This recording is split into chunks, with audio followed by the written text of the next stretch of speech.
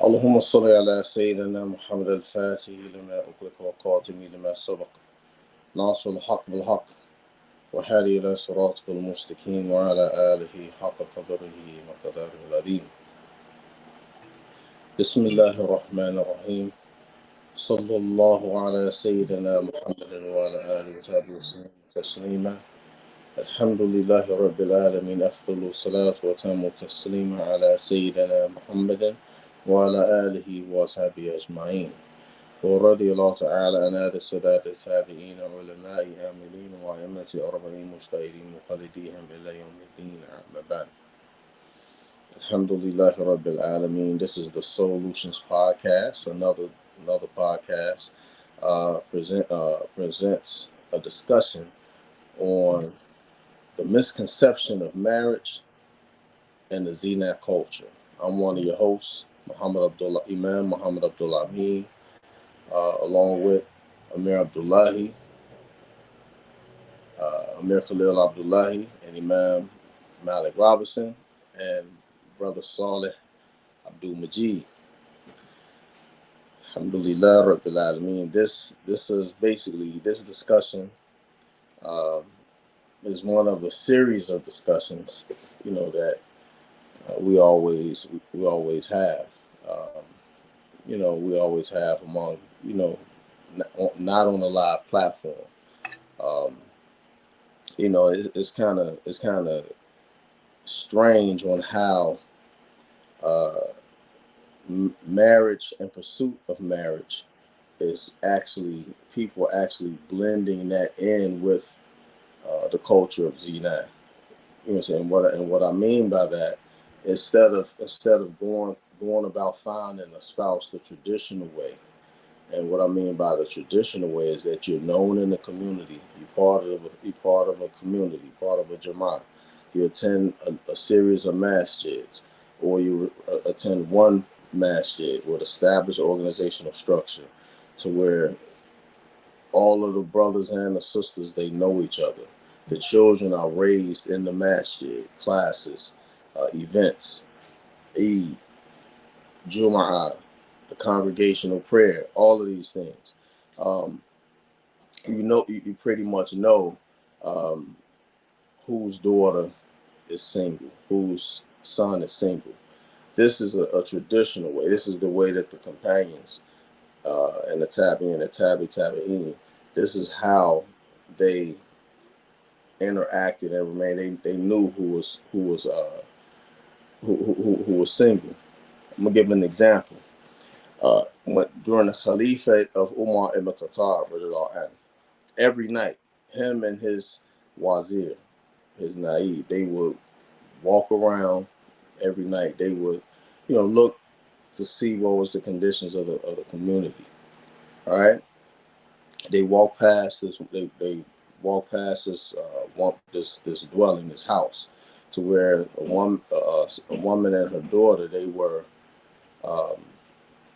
like churning the butter. You know what I'm saying? They was like making milk. I mean, they was, making milk, packaging milk.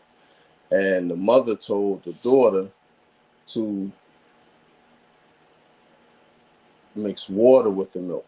Well, Umar ibn Khattab, and who he had forbade anyone to sell milk diluted with water. So she had reminded her mother. She said, "No, Umar, the Khalifa Umar ibn Khattab, and who he said to, he forbade us from mixing water with milk." So then the mother said, "Well, Umar ibn Khattab, and who is not here, he don't hear me." She said, "But Allah hears you." Umar ibn Khattab, he told his companion, he said, "Remember this house." So he, I think the next day or a few days later, he came with his Ibns Muhammad, came with Abdullah, and he came with subhanallah. He came with his third son. I forgot his name. Allahumma salli ala Sayyidina Muhammad. But Abdullah, and he was married. I think Muhammad, and he was married. And his third son wasn't married. So, he had asked the mother to call the daughter out, and he had reminded them of what he had overheard a few nights before. And from this marriage, from Umar's son married to this daughter of this woman, his grandson Umar ibn Abdulaziz, his great grandson Umar ibn Abdulaziz, came from this lineage. Right, came from this lineage. The reason why I gave that example is because this traditional method is related to how we should be in our time pursuing marriage, right? Not having marriage, not having sex before marriage, not having congregational visits and going on outings and dates and all this stuff, because there's no boyfriend and girlfriend culture in Islam. The boyfriend girlfriend culture is associated with the Zina culture, because one of my teachers, he said first there's a look, then a smile, then a nod of the head, and the warmth of the bed. All right, so the Zina culture also is crept in, because instead of looking at a marriage as it's supposed to be Islamically according to Sharia, we deal with our marriages the same way we deal with a boyfriend and girlfriend relationship, a Zina relationship.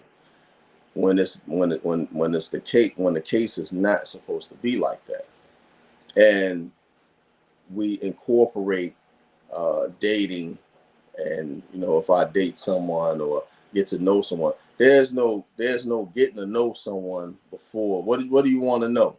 You're gonna either figure out that you don't want to be with this person, you don't want to marry this person. You can figure all of that out within 90 days, 30 to 90 days, whether you're gonna marry this person or not. You can get to know each other while you're married. You can go on dates and all of that stuff while you're married. You could learn about each other while you're married. It's not like it's not possible. It's absolutely possible. I've seen it happen countless times. I know one sheikh. As a matter of fact, this sheikh is married to my cousin, right? But before he had married my cousin, like maybe 15 years ago, 15 years ago, 16 years ago, before he married my cousin, they've been married 16 years now. His first wife, he was married to her for 28 years. He met her, she took Shahada, they got married. They was married for like 28 years, 28, 30 something years. They got like 4 or 5 children together. The children in their 40s now, right? So the thing, and that's just one example. Another example, one of my Sahaba, Laurie Hamahu, one of my Sahaba, he met his wife coming out of Masjid al-Fatir. She was walking past Masjid al-Fatir on 47th and Woodlawn, in Chicago, walking past in Chicago. You know what I'm saying? 47th and Woodlawn, right? Masjid al-Fatir. Him and 2 other brothers. They came out the masjid. I mean, she stopped when she saw them. They started giving her dawah. She took Shahada. Bilal, the brother of my Sahaba, he made an offer, and they got married. I don't remember who married them, but I remember that they had got married. And they was married until the police assassinated him. All right? They was married all the way until the police assassinated him. They had one child together. He has to be like maybe 26 years old now, right? But when my Sahaba got assassinated by the police, the next 6 months later, she was married to one of his companions, who was my companion too. You know what I'm saying? She was married. She had married him. They had made an agreement that which one of them died first, that they will marry their wives. Neither one of them met each other's wives at that time. They didn't know that who their wives were. You know what I mean? Because things took place, they made the connections, and then this what happened, right? So there's, you know what I'm saying, there's many examples to where things can be brought about and go about in a halal manner, in a halal means, to where there's no getting to know each other before marriage. There's no going out on dates. There's no having multiple visitational arrangements where it's just you two, or just two people without a third party or a fourth or fifth party. Even in going into a public place, like going into a restaurant, but it's both of y'all, it's two people together. It's no third party. Shaitan's still the third party. Even though you're in a public place with other Muslims around, which two individuals should be ashamed to show up in a place like that, and they're not married, right? And they're not married. They should be ashamed to do that, because even though the people may not know, well, the law knows, right? The law knows. So the thing is that we can't have a misconception of marriage and believing that it's synonymous with dating. It's synonymous with drinking the milk before buying the cow, drinking the milk for free before buying the cow, because that's a phrase termed for having relation outside of marriage. You know, one thing that is important is that the mahar that is paid, that is offered or suggested, is for the purpose of when the permissibility for you to have relations with your wife, right? For you to have relations with your wife. The nikah, the term nikah, only indicates that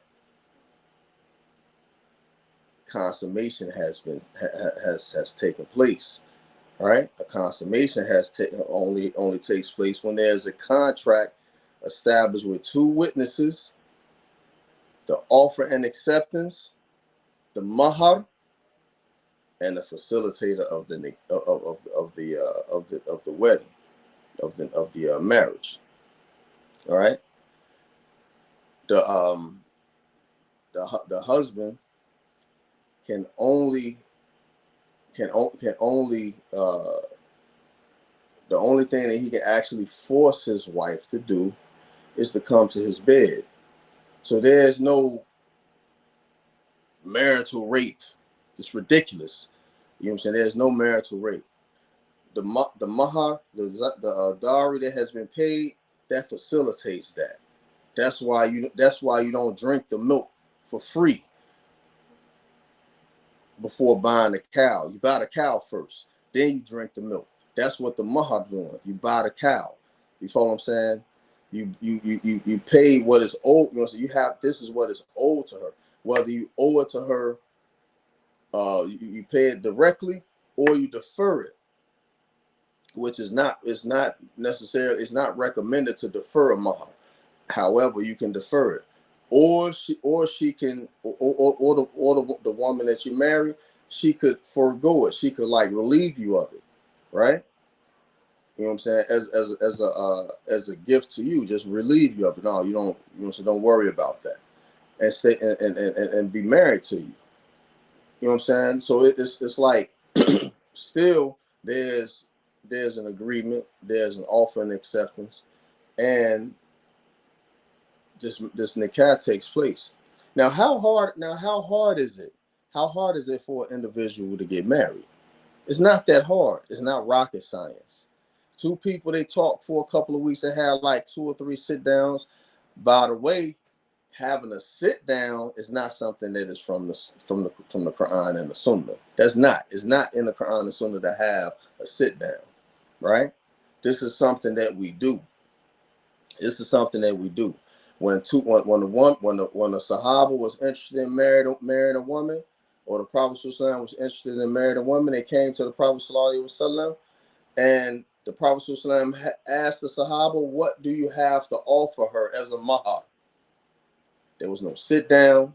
There was no meeting with the wakil or wali. There was no phone conversations or letters. There was none of that. There was right then and there. What do you have to offer? Okay, you'll have this to offer. Bam. This, you know what I'm saying? They got married right then and there. Johnny on the spot. It was none of that stuff. However, in our time, the incorporation of culture, subcultures that we deal with in everyday life, this quote unquote sit down stuff come about. All right, this quote unquote sit down stuff come about. This is it's still a good purpose of getting to know each other. You have a third party, right? You have the wakil present, or you have the imam present, and they may not be in the conversation, but they're monitoring the behavior, right? They're monitoring the behavior. So this is not something that is a bad thing. It's actually a good thing, but we should not try to incorporate and say that this is what the companions did, because they didn't do that. The Prophet ﷺ did. This was not encouraged. This is something we're doing that is related to our order, our custom, and our culture, which is not bad. It's not bad from our culture. You know what I'm saying? But we have to monitor it, and we have to adhere to certain guidelines and principles in the Sharia to where we don't overstep the boundaries to taking it further, because we do that. All right, we move from the sit down, the conversation, the communication with the brother and the wakil, to communication with the brother and the sister on the telephone. May go out for an outing or whatever. All of this stuff leads to and goes close to Zina.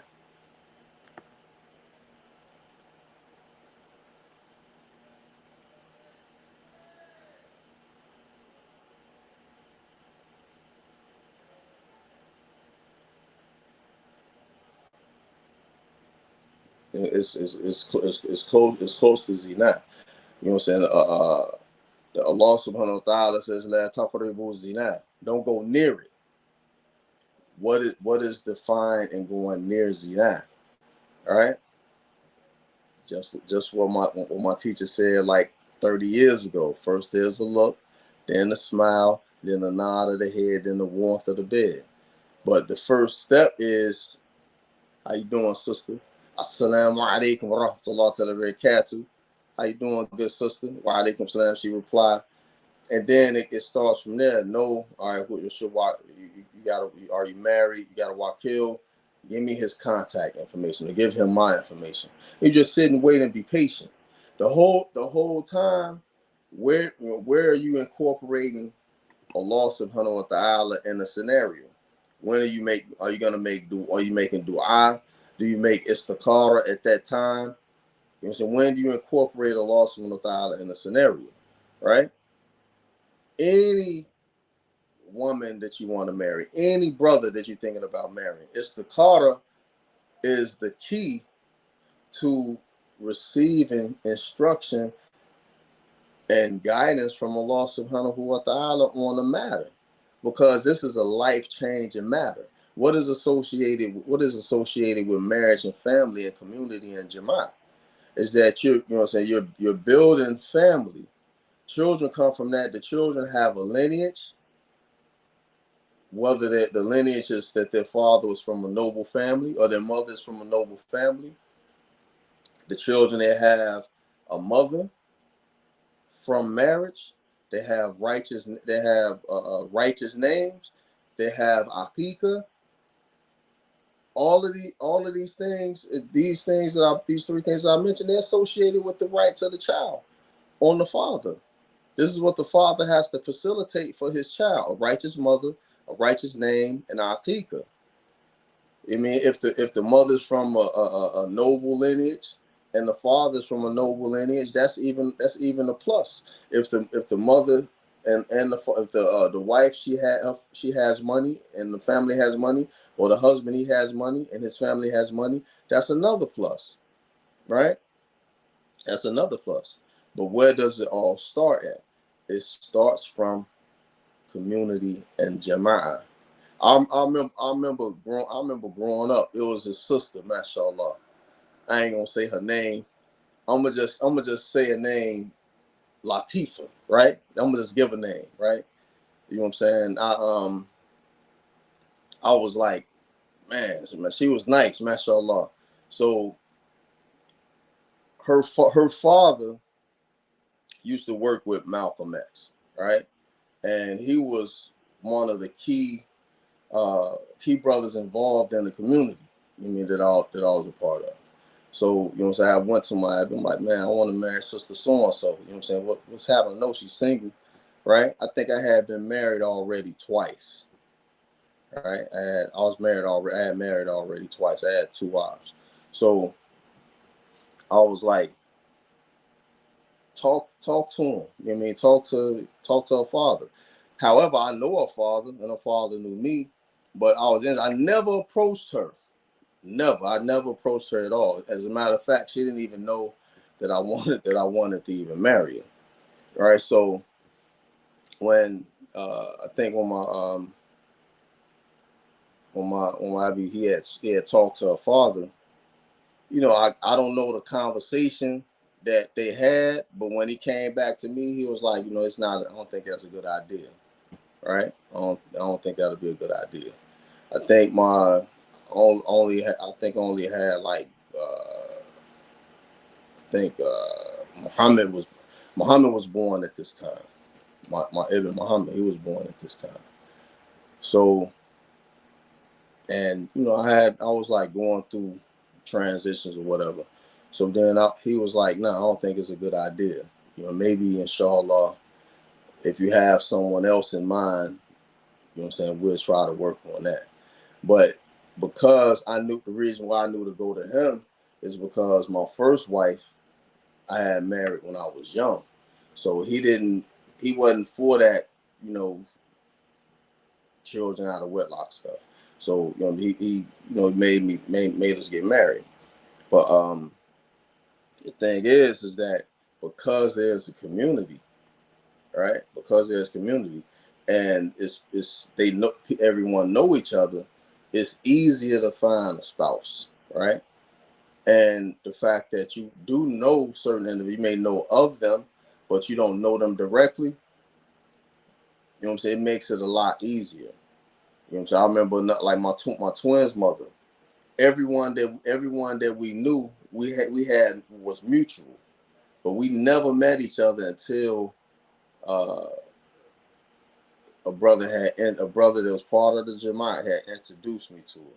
So, you know what I'm saying? The news got back that her brother-in-law, which, you know, it's another story connected. Her brother-in-law used to be connected with my teacher. I mean, they used to have Jama'ah and everything. It was like way back in the day, and they knew each other. You follow what I'm saying? So one of my closest mentors, his children knew her. You know what I'm saying? His children knew my ex-wife. You know what I'm saying? I didn't know her. So then, like um, after me and the brother-in-law, we connected at the masjid and everything. We met for the first time, sat down and stuff. Him and my Imam had busted up and everything because they knew each other. He set everything up. We find out we knew all the same people, but we never ran across each other's path. Right? So having community is important. Now, one thing that we both did an investigation on both sides. I did my investigation on her and her family. he did an investigation on me. He had told me, he said he may have asked like 28 brothers, right? He asked about 28 brothers about my character, all right? About giving him a character reference. He said out of them 28 brothers, only 4 gave me a bad representation. Only 4 of them. So you even add the measure it out. 24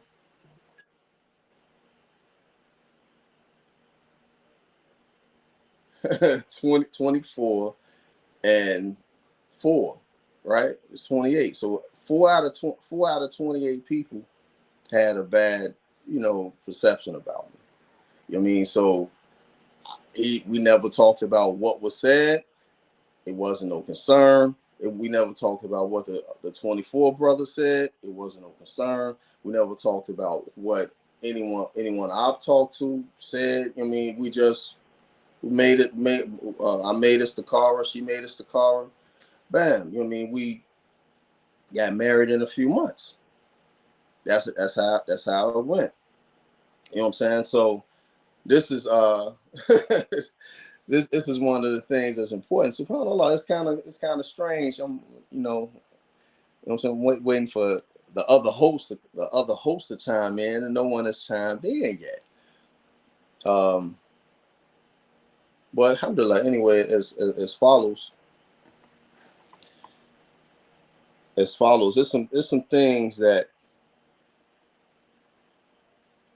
I do want to discuss, right? In regards to the acts to be avoided. Well, we're gonna. I'm gonna just keep to the discussion. I'm not gonna go over anything. But anytime anyone wants to chime in, let me look at some of the comments.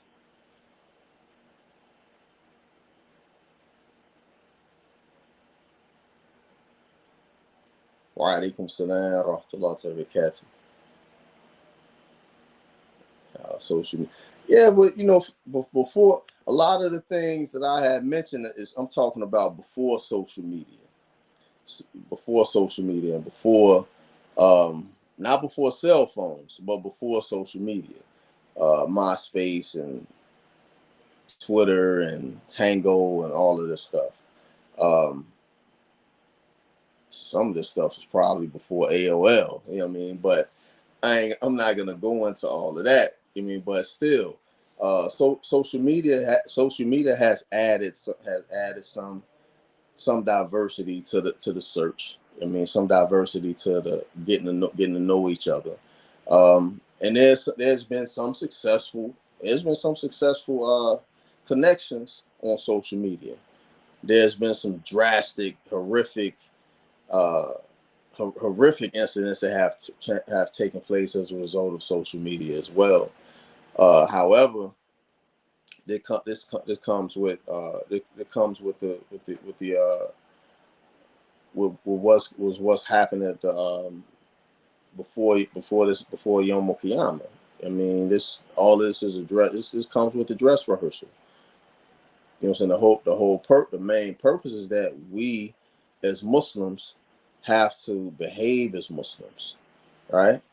We have to know how we are supposed to behave in regards to this thing, because it's not rocket science. It's really not, right? I don't know what people are waiting for, 5 months, 6 months, 1 year, 2 years, 3 years, talking about you intended.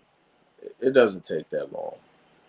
It doesn't take that long at all. Only time something may take that long is that you in America and the woman that you getting ready to marry is in China or something, or she's in Africa, or she's in Russia, and it's taking that long because the immigration process in getting them here, depending on what method that you take, fiance visa, or so which is I ain't gonna say the number of the visa, or engagement visa, whatever type of visa that you try to that you go about doing. You know what I'm saying? It takes anywhere from 6 months to a year in the first place. 6 months to a year, maybe 2 years for the whole process to go through. You know, if that's what a person wants to do, that's fine. You know what I'm saying? No one is against that. However, even with the social media, it makes a process like that easier. And believe me, it does. I when I had married my ex-wife that I brought here from Ethiopia. You know, if it would have been so easy if we was on social media. It would have been real easy. Communication, um, everything. It would have been real easy. I spent like thousands of dollars in phone cards. I mean, every year. I mean, it was like a part. It was like a part of my to-do list. All right, make some money. Get about 6 phone cards, $5 a pop. One particular day, make a bunch of phone calls. You know what I mean? Talking on the phone. First, first 2-3 weeks was kind of rough because we could only communicate in Arabic. I mean, we communicated a little bit of English here and there, but she didn't know a lot of English at the time. You know what I'm saying?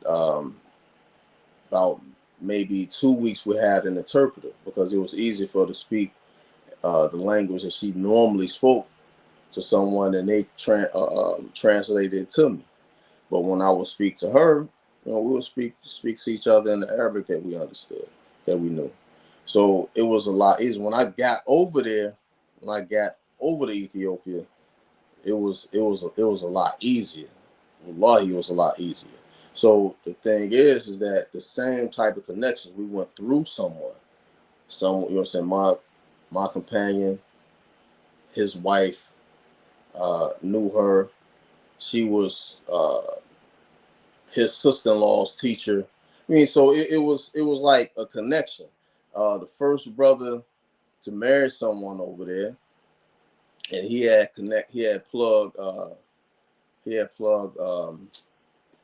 I almost saw that I said it in Muhammad. He had plugged another brother who knew one of my old heads, old timers in Chicago. It was like by that time it was like maybe four brothers, who had already connected. They had got married to sisters over there. Then after that, the whole flood just opened up the floodgate. Pictures, sisters, okay, give me that, and it went through a channel to where everyone could communicate and know who it is that we married. I remember when I had, I think me and my wife at the time, we was talking for like 6 months. Her friend that is Ahlul Bayt is living in Seattle. She came to Chicago to meet me. She wanted to meet who it is that her best friend is getting ready to is marrying. MashaAllah, good sister. You know what I mean? Good family. She was Ahlul Bayt. So she was, she was a good good sister. She gave me a lot of information um, about who I was marrying. Right? Gave a lot of information. I met, talked to her brother, her brother, talked to her sister. Even talked to her Umi. You know what I mean? So I connected with people. You know what I'm saying? When I got over there and I got to meeting everybody, it was like an extended family. You know what I'm saying? I was, even though I was living in America, but I was still a part of that community in Ethiopia. You know what I'm saying? So it's methods and ways on how you can do this thing. You can keep it halal. So you can keep it halal. You don't have to venture off into the things that are connected to Zina. All right, you don't have to go that route, right? But because of social media, this is the bad downslide of social media as well, is that it makes it easy to utilize Facebook, Instagram as dating sites, right? And then you have the actual dating sites as well. You follow what I'm saying? So what is the purpose of a dating site? To meet people, to get to know people, whether it's for the purpose of marriage or the purpose of hooking up or the purpose of whatever. You know what I'm saying? This is what is associated with that culture. The problem is that a lot of us fall in is that we try to incorporate that Zina culture in the deen. We try to bring it with us instead of leaving it where it's supposed to be with Shaitan and his minions, right? We try to bring it in, and so this discussion is very important because there's no reason whatsoever for a man and a woman, a Muslim man and a Muslim woman, to have been inside a marriage for 30 years or 40 years or 20 years or 25 years to get divorced, and then they engage in the dating culture. What you're dating for, right? You already been inside the construct, the confines, and the institution of marriage for so many years, gaining whatever barakah that Allah subhanahu wa ta'ala has placed in it, to get out of that, to engage in something that's going to get you the anger of Allah subhanahu wa ta'ala. The fact of the matter is that Allah subhanahu wa ta'ala is the one who places the ability and protects someone from it, right? It's not nothing that you do, right? If anyone believes that it's something that they're doing, that they're stopping themselves from committing zina, they're delusional, or they're stopping themselves from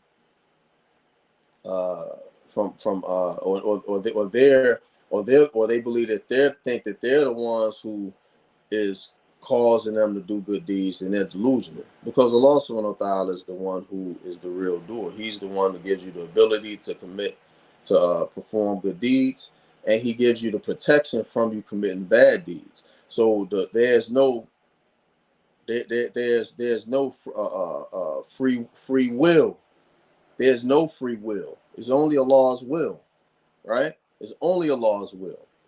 You know what I'm saying? Now we have examples, like I gave a few examples, and we have explanations, which I gave a few explanations. However, none of this is facilitated without Allah subhanahu wa ta'ala allowing it.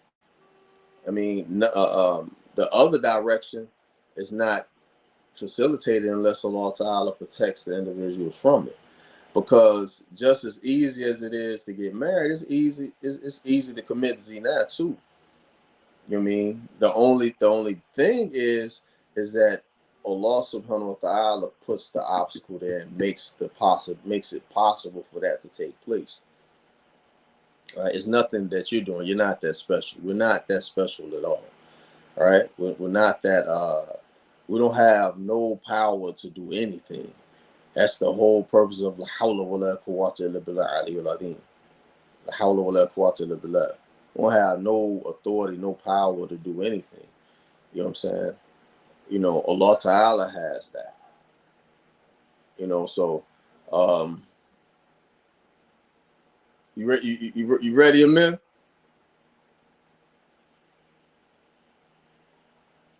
Amir Khalil, you ready to chime in? No, not yet. I'm coming on. All right, okay. All right, so I'm gonna stay, but when I come in, stay on. I'm gonna stay on. I mean, I'll be right in. The wild bunch down. Hey, did just to did we get any? Did you catch any of the soundbite from the initial our reaction to that initial discussion? No, I didn't. I didn't get the sound bite, but you give a little soundbite. Let's bring it. Bring it up. Let me see. Let me give the what you? I was talking about mention what took place. No. Hold on. You get it. It's about to come, inshallah. Give your commentary on it. You know, where the sister was on the hold on, I'm gonna turn the camera on. You ain't got me on it now. I wasn't even ready yet, but assalamu alaikum everyone. Wa alaikum salam wa rahmatullah. Sallallahu alaihi wasallam. Now, so what happened was we found I was actually looking at a discussion from another podcast, and it actually happened to have a Muslim on it. And I really don't know the theme of the particular podcast, but the podcast is pretty popular. You know, I know a lot of other content creators uh, use that what you call it. They use that platform to basically make reacts, to her topics, and so this time she happened to have a Muslim on there and a Muslim from Philly, and from my observation, the Muslim remind me of that little kid, that the vibes was like, that little kid that's gonna get in trouble and they try to play tough, like, I don't care. You're like, man, your mom coming. I don't care. And they still try to proceed on. Well, the same thing with that caller or that visitor on there that was Muslim. It was kind of vibes. So the first question they asked him was, what type of men you look for when dating? So now I was like, oh, hold on, let me fix my kufi. Like, yo, this great. And matter of fact, you play that soundbite to that. I ain't even want to try to explain. I just want the viewing audience to hear this, because firstly, for the establishment, Muslims, we don't do the whole boyfriend girlfriend scene. At least we're not supposed to anyway, right? And so the person came on and was talking about it don't matter. I date anyone. I ain't got no picks. Basically, I date whoever. So when they started that, at that point I was like, wow, this is IG, And the thing is a couple things come to mind, right? When you are in that kind of setting, when you're engaged in the non-Muslim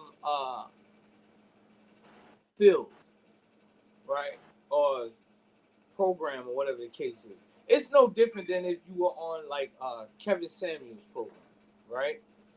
A lot of Kevin Samuels information, I used to like watching a lot of his podcasts, but he just sounded like one of my uncles, right? But not only that, but also, and I see brothers also taking on that mentality as well. And this same thing, this she got caught in a moment. I'm not making excuses for her. She said what she said, and she stand on it, I guess. But brothers get caught in that moment too, and you start doing things of, I'm a high value Muslim man, and and so on and so forth. And that's not how we approach our deen. And so everyone has that. They had that approach. That whole what kind of man. She said, I don't care. And anyone knows that a Muslim can't marry outside of a Muslim man. But since she said dating, right? Not that it's permissible, but since she said dating, the sister felt like, oh yeah, I date anybody. It don't matter. I don't discriminate. She said, because at the end of the day, that's what she turned into. Hold on one second. Let me kick my kids out.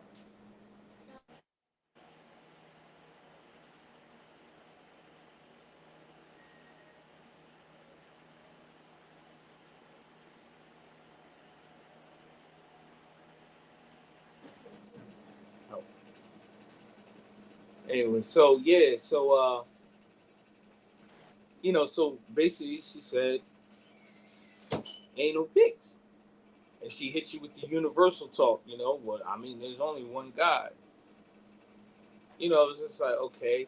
Now the host, the host, she didn't have a problem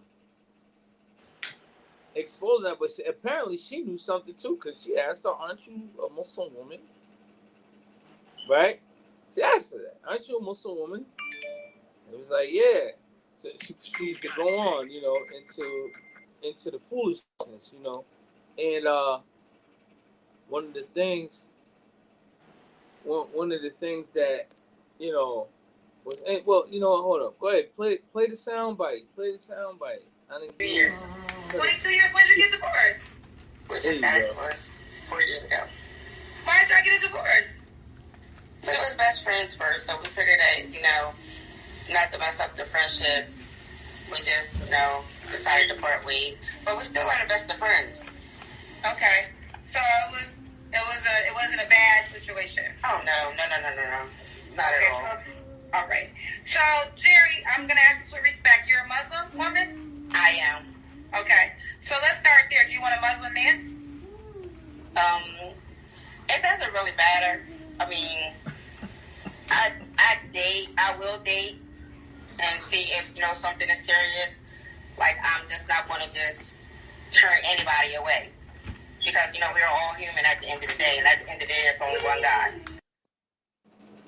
So, as you see, what we're talking about right here, right? That in and of itself, that says a lot. And this isn't like, there's Muslims that are engaged in this. It's just that some of them are out in the open with it. Some of them don't care. They'll come right on and, don't care. They don't have any fix with regards to it. But this is what caught my attention, And so the host apparently have to have some idea about a Muslim, because I'm telling you, they get into the interview, and the sister says something real crazy. The girl says, "Well, what kind of Muslim are you?" Right? What kind of Muslim are you? And he's slapping and saying, "Ha ha ha." And so what happens is, when somebody knows that you're not supposed to be about that, or about something like that, that joint is it gets crazy, because you almost have to act like, I don't care. I don't care. And yes, and I'm gonna do me, and and so you start seeing all kinds of, wild things. Muslim women cannot, under no circumstances, deal with or marry non-Muslim men. Right? And it's actually in the Quran. It's actually in the Quran.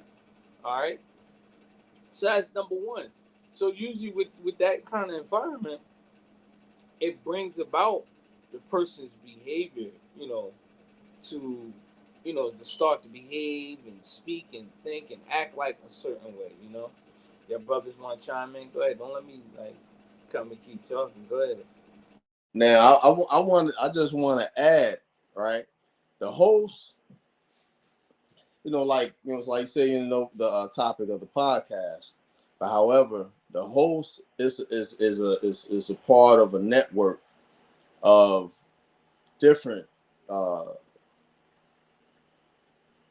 hosts of other podcasts. So she have some interaction with Muslim women who are in that spectrum or in that network of creating content creators, right? So because she made the statement, "What type of Muslim are you?" That gives the indication that she has some knowledge of the behavior that a Muslim's supposed to have. Right now, they talk. They talk. They communicate. It's like I said, it's a network, and you have they have different names for this network. But however, it's not something that you can't just automatically think or assume that the individual has no knowledge of Islam whatsoever when you dialoguing with them. Especially, you know what I'm saying, given the fact that we live in Philadelphia, every every family in Philadelphia has either 1 to 50 Muslims in it. I mean, so it ain't just Philly. It's everywhere. It's everywhere. Muslims do a bad. Black Muslims do a bad job of conveying, the.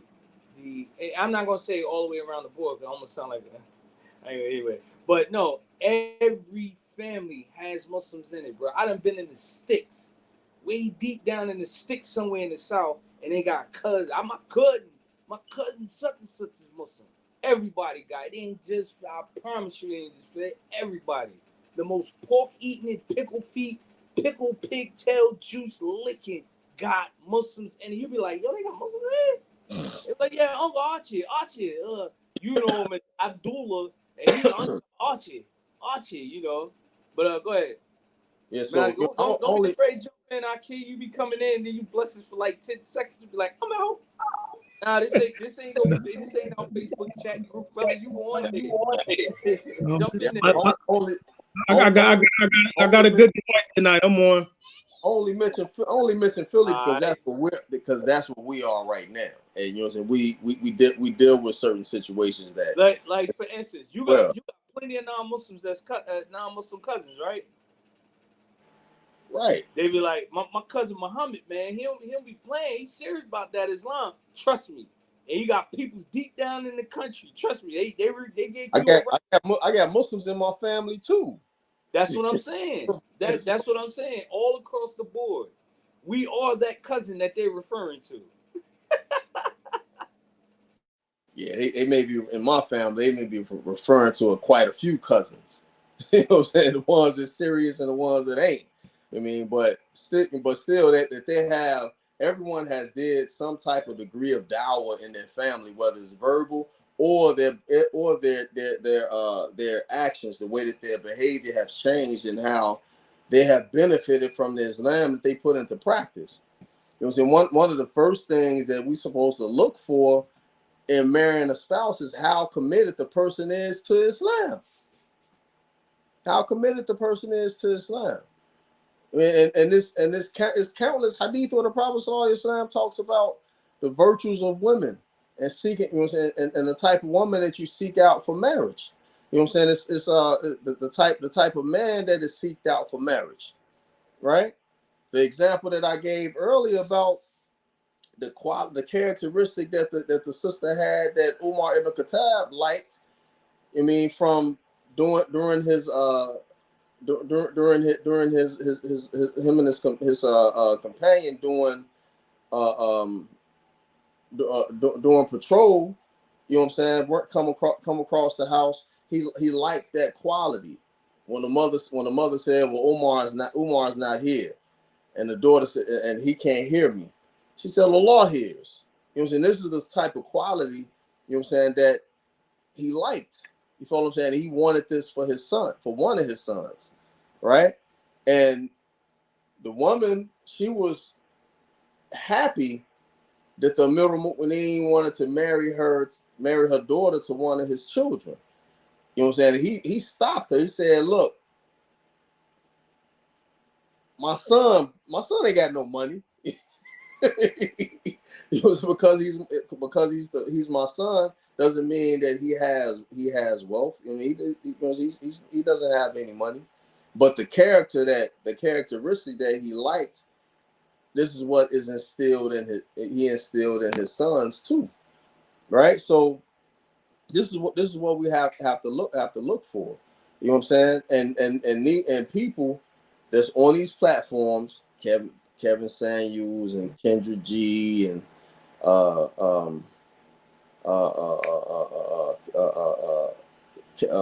Kendra, I mean the Crimson Cure.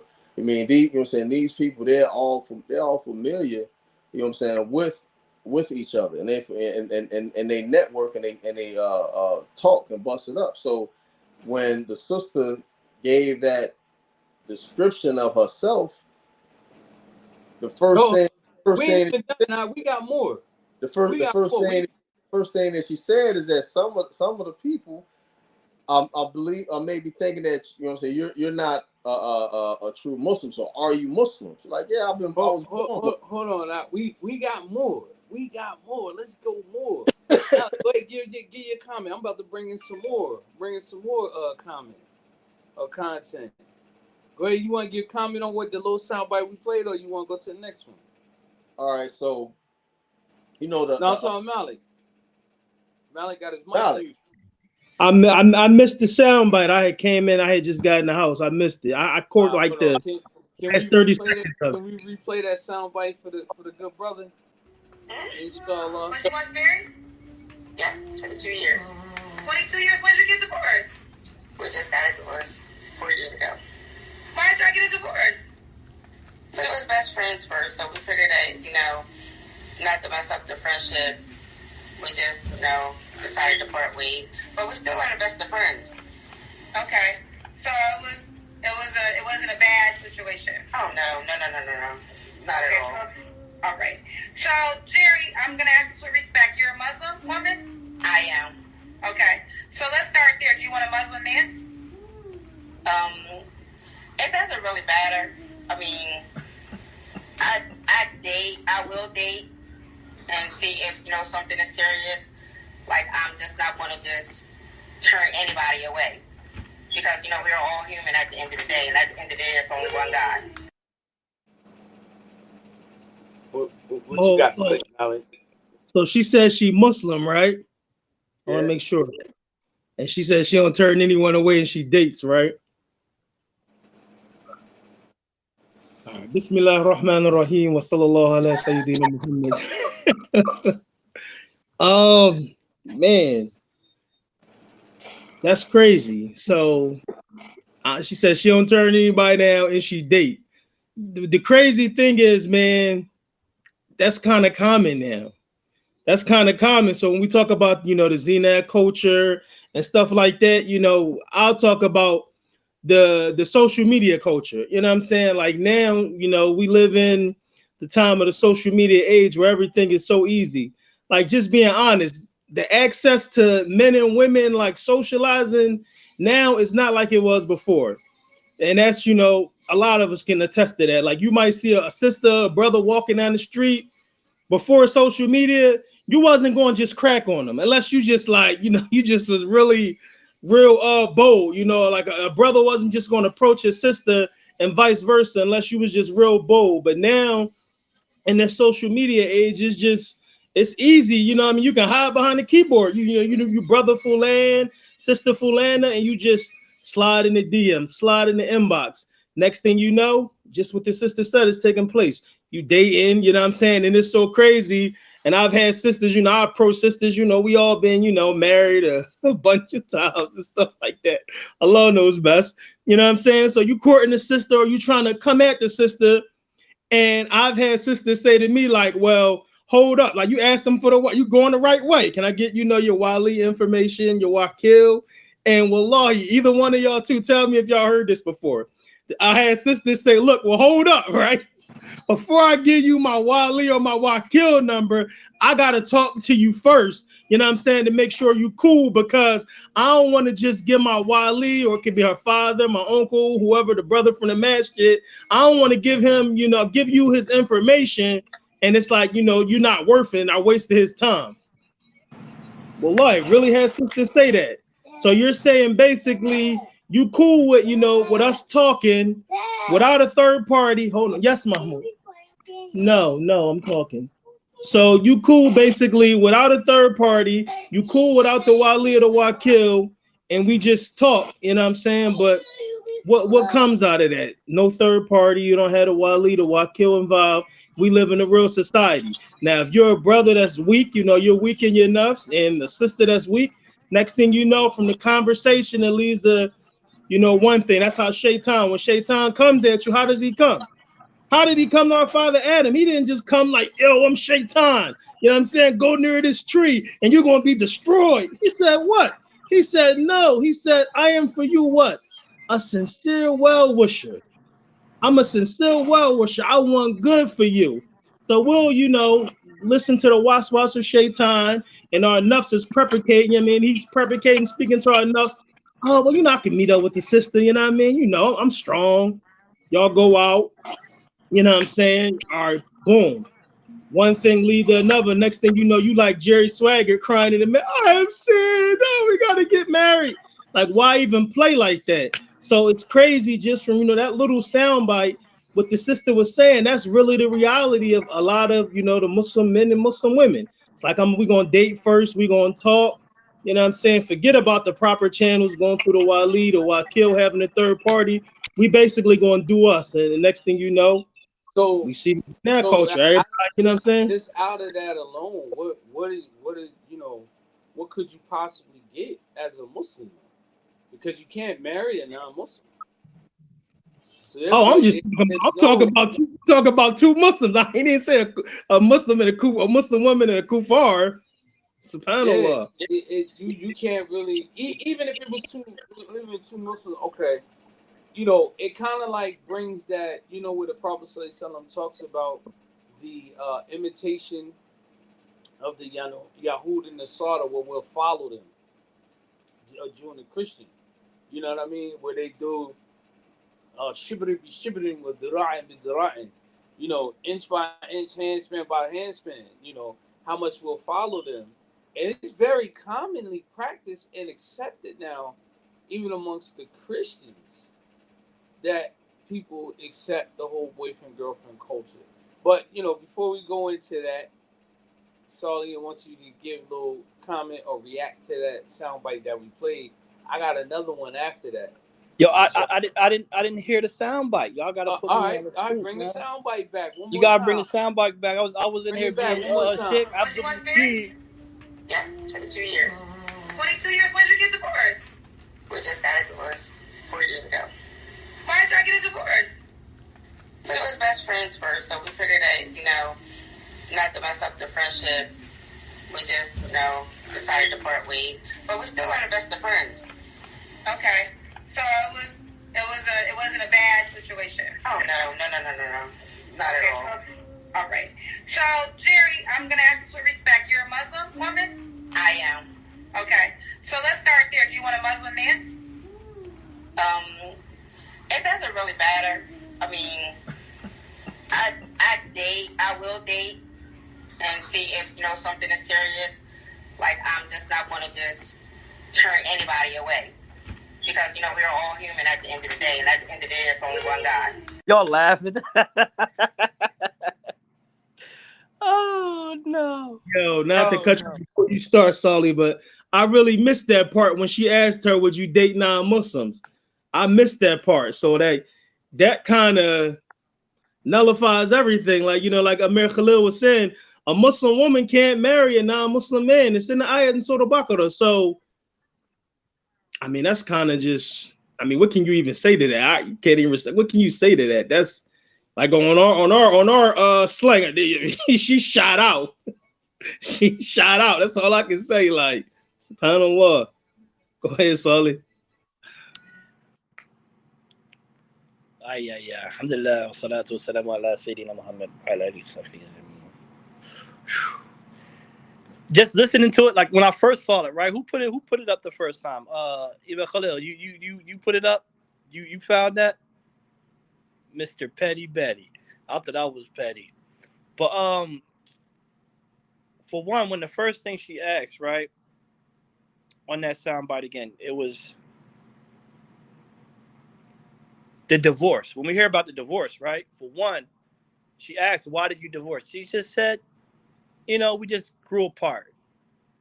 For one, it's no grounds for divorce. What did y'all really divorce for? Just because, you know, we ain't feeling, you know, we just ain't happy right now. We're just going to divorce. These ain't really no grounds for divorce. So it just seems like it's hidden, right? Something is hidden. And normally when, you know, from what I've seen, when a woman doesn't express why something happened, a bad thing didn't happen, you know, I could be wrong, but when a bad thing didn't happen, it's normally something that happened on their end, right? So they have to sugarcoat it to make it seem like, no, we just got divorced because we just got divorced. Nobody just break up just to be breaking up, especially when you're married for so long, you know, a period of time. You know, the main question is, were they married Islamically? That's the main question. And then when you said that, what she said about the, you know, she doesn't care about the non-Muslim, to play devil's advocate, I think it's a fear. I think it's a fear of commitment, because when you're not with a Muslim man, there's nothing that's holding y'all together. There's nothing holding you together. It's just we're knowing our objectives. You're this. I believe in this. You believe in this. We're here for a reason, right? She basically was saying that, you know, I'm in it. Look, I ain't even trying to get married. I'm trying to, you know what I mean. That's it. I'm not even really worried about marriage. Because if you even heard her speaking in the whole, you know, the whole gist of it is that she never spoke about marriage. She just spoke about dating. So you saying she was just trying to kick it, period. Like, we just chilling. It don't matter. It don't even matter enough. She's just trying to kick it, period. Yeah, well, I think in light of the situation, I think it was more so like a dating, a thing about dating because as you go on, well, I'm gonna play the next clip. You play the next soundbite where it talks about what type of man she's looking for, because that I think this is kind of like qualify with what was the discussion. My requirement is he has to have a job. He has to have his own home. If he has kids, he has to have at least 2. One baby mom. He has to have at least 2 kids already? Yeah. Can he have no kids or he has to have 2 kids? He don't have to have any. That's even better because mine's just grown. Oh, so are you saying he can't have no more than 2 kids? Right. Exactly. Okay.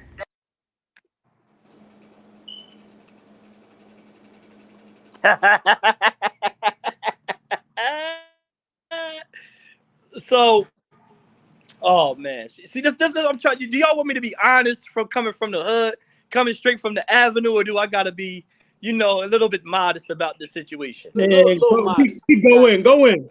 Go in, but you got go in there. Go in there. You got various listeners, but go in a little. Listen, we know what it's for. She just trying to clap some cheeks, man. Period, man. It is what it is. We try to be all sanctified up here. She trying to clap some cheeks. Nah, but more, I guess she looking for a friend with benefits because she's still talking about the kids. So like we can kick it, we get together, do what we do. Like she don't want to just clap cheeks once. She's trying to clap cheeks on a consecutive. By her saying she got to have her own crib, she is a situation where she got to dip off to his spot. You get what I'm saying? Because if you're talking about, man, he got to have somebody going to sacrifice the move. Saying like, I think she's saying more so, I don't want nobody up under me. Nah. Have your own place. Nah. That ain't how it is with women, man. From what I heard, she's a particular type of woman. That's that. Look, I got stuff going on over here. We got to slide to your crib and get right, and then I go back home to my joint. It is what it is. You get what I'm saying? When they say that, that's what it is. So this, what I mean? In reality, she don't want no kids there. She don't want no kids there. Nobody got it. She don't want nobody there. It's just them two. It is what it is. She don't want nobody there screaming at people. Look, she said you can have 2 though. So I guess when I come over, send your 2 kids away or what's up? You know what I mean? Basically, I don't want you to have more than 2 kids. Although I got hers is grown. Although I got more than you, this whole concept, this whole mentality takes away from the traditional family structure, whether Muslim or non-Muslim. It takes away from the entire family structure, which I see it as a mechanism to break down the family. Because if the family fails, then the community fails. Because the community is a makeup of families, and and Islamically, Zina, it harms the community as well. It cuts family ties. It cuts family ties. So, it's just a structural breakdown. Now, Muhammad, where you go, Muhammad? I'm still here. Oh, all right. Still here. Hey, beloved. Yeah, but the two play devil's advocate. I think also is a fear. Right? Is a fear of jumping into something she doesn't know about. And a lot of us, African American people that grew up in the hood, we scared of the unseen, right? We scared of not knowing what can happen. Right? Testing the waters is that, you're trying to protect your heart. That's how a lot of us feel. Like, I'm gonna do this because if it's not this, I can easily escape. Because even she said during the joint, like, oh, if he has this, I'm leaving. If he doesn't have this, I'm leaving. Everything with her was an escape route. It was an escape route. So it's like, that's how a lot of sisters are now. A lot of sisters come in these marriages like the first sign of trouble, I'm out. I've encountered sisters like, look, I ain't going through this. I'm out. Exactly. No, and they think that's a defense when it's harmful, because marriage comes with struggle. We're going to struggle. We're going to be tested with all these type of things. We're going to have these things, but in a society now, we don't know how to keep fighting for something. We don't know how the results are going to be, and a lot of women are scared of that. You know what I'm saying? Or if you think back now, like example, like think back in the in the 60s and the 70s, where a lot of women used to stick around when their grandfather, when their husbands was on, heroin, and then the crack came. So in the 80s, so a lot of women stuck around when the crack hit. You get what I'm saying? So a lot of people seeing these, how the turnout would be, where the husband was stealing stuff from the home, or the husband was on crack and he was stealing stuff from the home. So you got the generation of the 40-year-olds that seen that, and they develop it to their children, not to Now, stick around if they see a sign of badness. let me ask you this. I think in all fairness, what I really see is an imitation of women imitating men. Yeah, that's another thing. Right? In the past, men were well, not in the past, still like that now. What I see is women are advocating the same thing that men acted out in the past, right? And the behavior of men engaged in Zina is the same exact thing. It's unacceptable either way around the board, whether male or female. It's unacceptable. But the thing is this: when you go by Allah Ta'ala's deen on what you're looking for, in a spouse, it's sanctioned, meaning it's backed up by the deen. When you're going and you're trying to find a spouse based off of basically your whim, there's not that same barakah with it, right?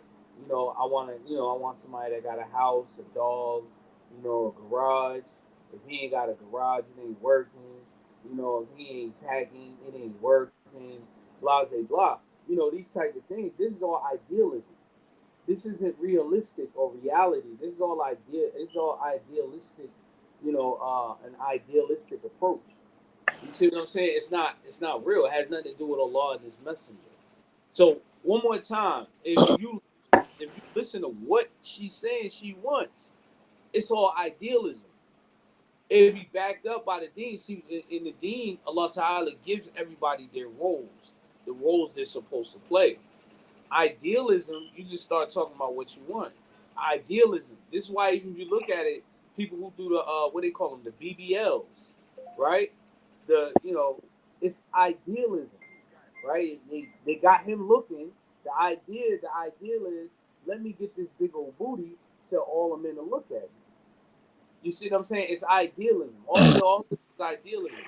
And the thing when it comes to playing, when it comes to children are your testimony. They expose your secret, right? If you have a child that was born out of wedlock, it exposes that you were going against divine divine what do you call it? I don't want to say recommendation, but divine sanction, basically, right? Because marriage is a blessed thing. Allah Ta'ala is not against the concept of man and woman. It's just you have to do it according to how He say do it. This is what makes it so make it so magnificent, right?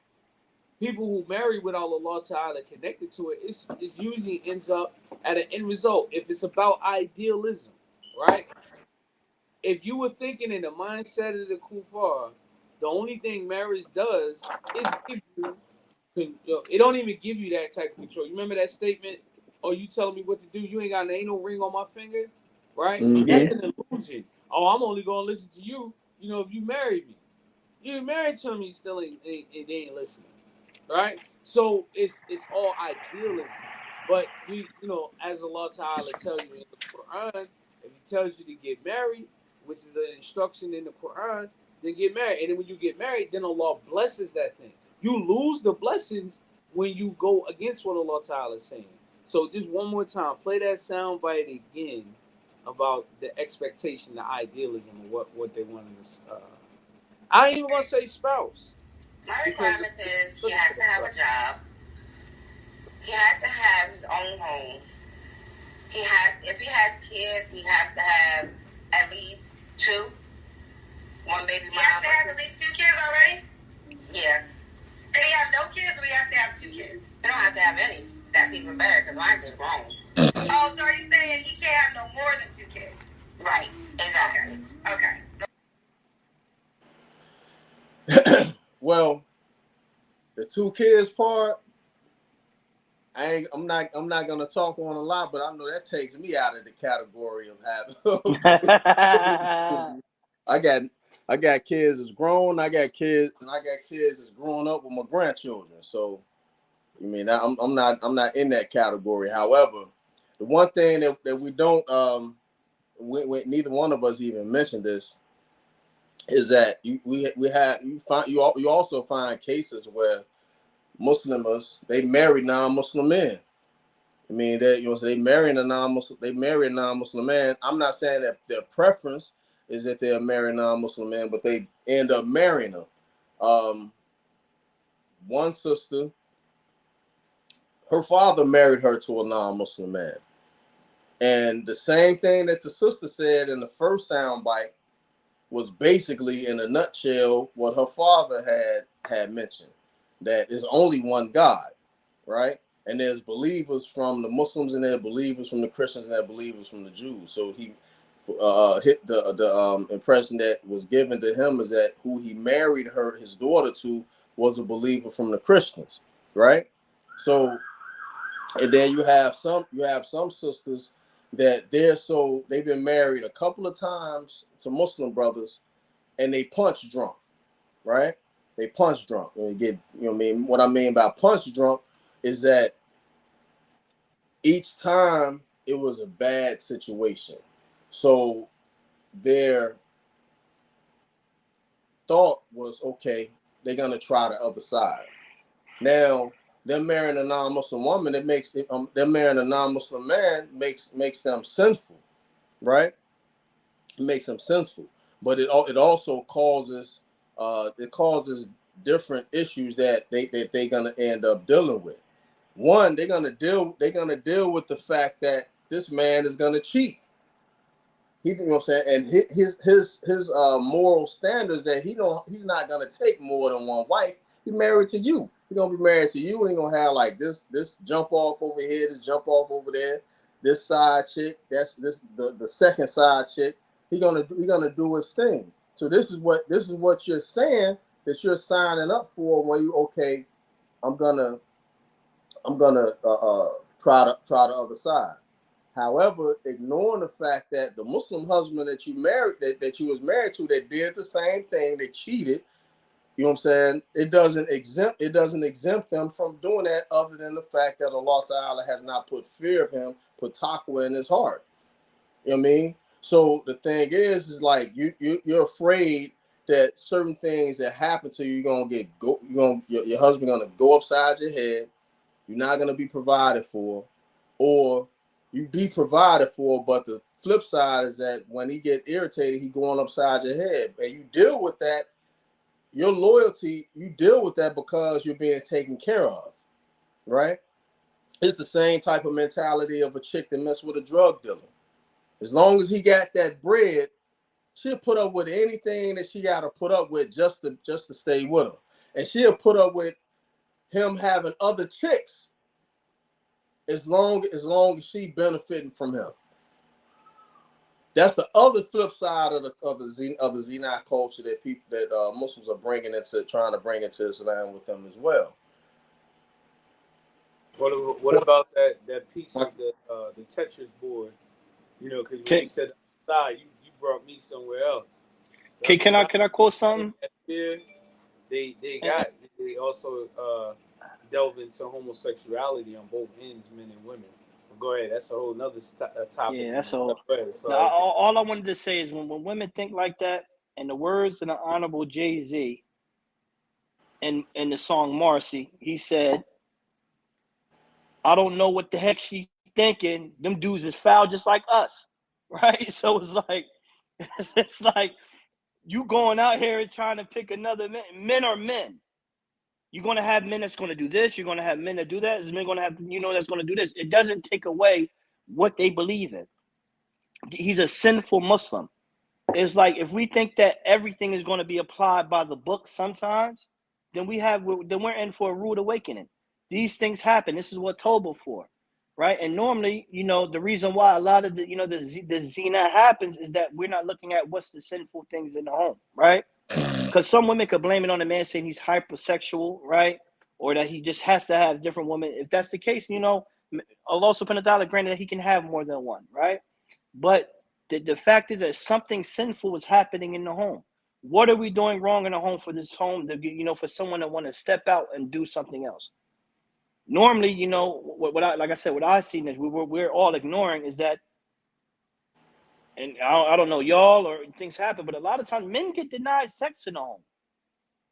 We act like, you know, being married all the time, we're just up and down acting like rabbits. Nah, sometimes men come home, he ready to get busy, she push him off, she don't want to do this. The next day she pushed him off, don't want to do this. Then, you know, we get petty, but all right, she want to do that, I ain't doing nothing either. It's just a bunch of pettiness that go on in the house. And then when you're married for a long period of time, that could happen for 3, 4, 5 months at a time. I got a question. How do you deal with that? Anybody can answer. How do you deal with that as a man if you're getting denied by your Muslim wife? How do you deal with that? I mean, I got my. I'll let you know somebody else. You got to ask OG. Ahead, how do you deal with getting denied for 2, 3 months? Let me explain something. Forget 3 months, 2 weeks. we all gonna go through that from time to time, right? And it depends on how you gonna deal with it. Right now, you can go to bed mad if you want to, or you be so pissed off that the only relief that you have is turn. You know what I'm saying? Take a ghusl, put on your best garment, and pray Qiyam Layl and Tahajjud, and do a couple of siru. You know what I mean? Now, don't get me wrong. Yeah. You know what I'm saying? That's the good Sufi brother right there. That's the good Sufi, Abu Muhammad. When we're dealing with the emotional creature, right? When we're dealing with an emotional creature, and their behavior stems to that, well, I'm not in the mood right now, or I'm psychologically not in the mood, but she in the mood, right? But my mind ain't there. Then there's something that we can choose to ignore that, or we could take it to Allah, right? Or we can have a discussion about it. What is it, you know, about it with them? What's bothering you? You follow what I'm saying? We could do that as well, or we can just, you know, this is the third option. All right, well, let me hook up. Let me holler at brother so and so, see if he still got, you know, a couple of wards. And we can handle it that way. Which that's an option that should never be a first option. First option, take it to your Lord. Second option, you know, or second option is, you know, try to work it out, try to find out what's going on. You know what I'm saying? What's psychologically and mentally going on. And it may just be the fact that it may be us. It may be us that's the problem. It may be us. However, if we don't know what it is, she does. If she can't express what it is that's bothering her about me, about me, then we can't solve the problem. Now, don't get me wrong. One of the C rules that I know without a doubt, you know what I'm saying, that works in a situation like this is dude. Yeah, my dude, it helps. You follow what I'm saying? It works in a situation like this. Also, the letter that Sulaiman alayhi salatu wasalam wrote to Bilqis, right? That letter, you follow what I'm saying? Reciting that, and amongst other things. However, we have ways, you know what I'm saying? We have ways to deal with certain stuff. That, you know what I'm saying? Sometimes the women don't know how to express themselves neither. You mean just like we go through a situation to where we don't know what love is, and we never really been loved. They go through the same thing as well. Don't know what love is, never been loved before, can't, you know what I'm saying, don't have any idea on how to actually work well or deal with other people, a lot of times marriages are destroyed because you may have a good chemistry, but you just don't work well with others. You know what I'm saying? And you may be married to a woman that don't work well with others. You know what I mean? She may. How does that work though? All of these things that you mentioned, you're spot on. But the thing, ultimately, at the end of the day, our entire transaction between husband and wife is based on our deen. That's why I was just like, yeah, you know what? And everything you said, my mind resorts right back to, well, what about this? A woman who turns away. Apparently, this is going to be a problem because the Prophet ﷺ spoke about it, right? The woman that turns away her husband, right? Firstly, let's go to the obligation.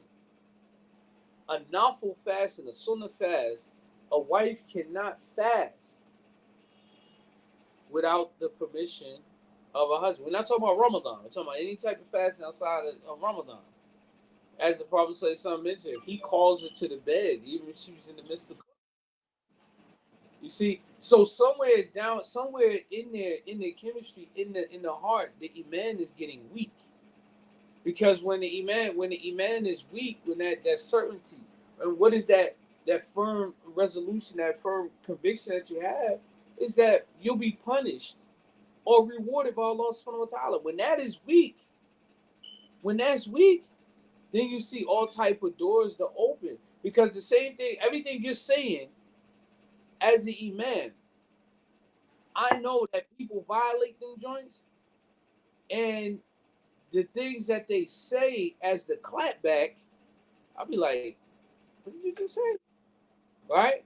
Like, for instance, I give an example.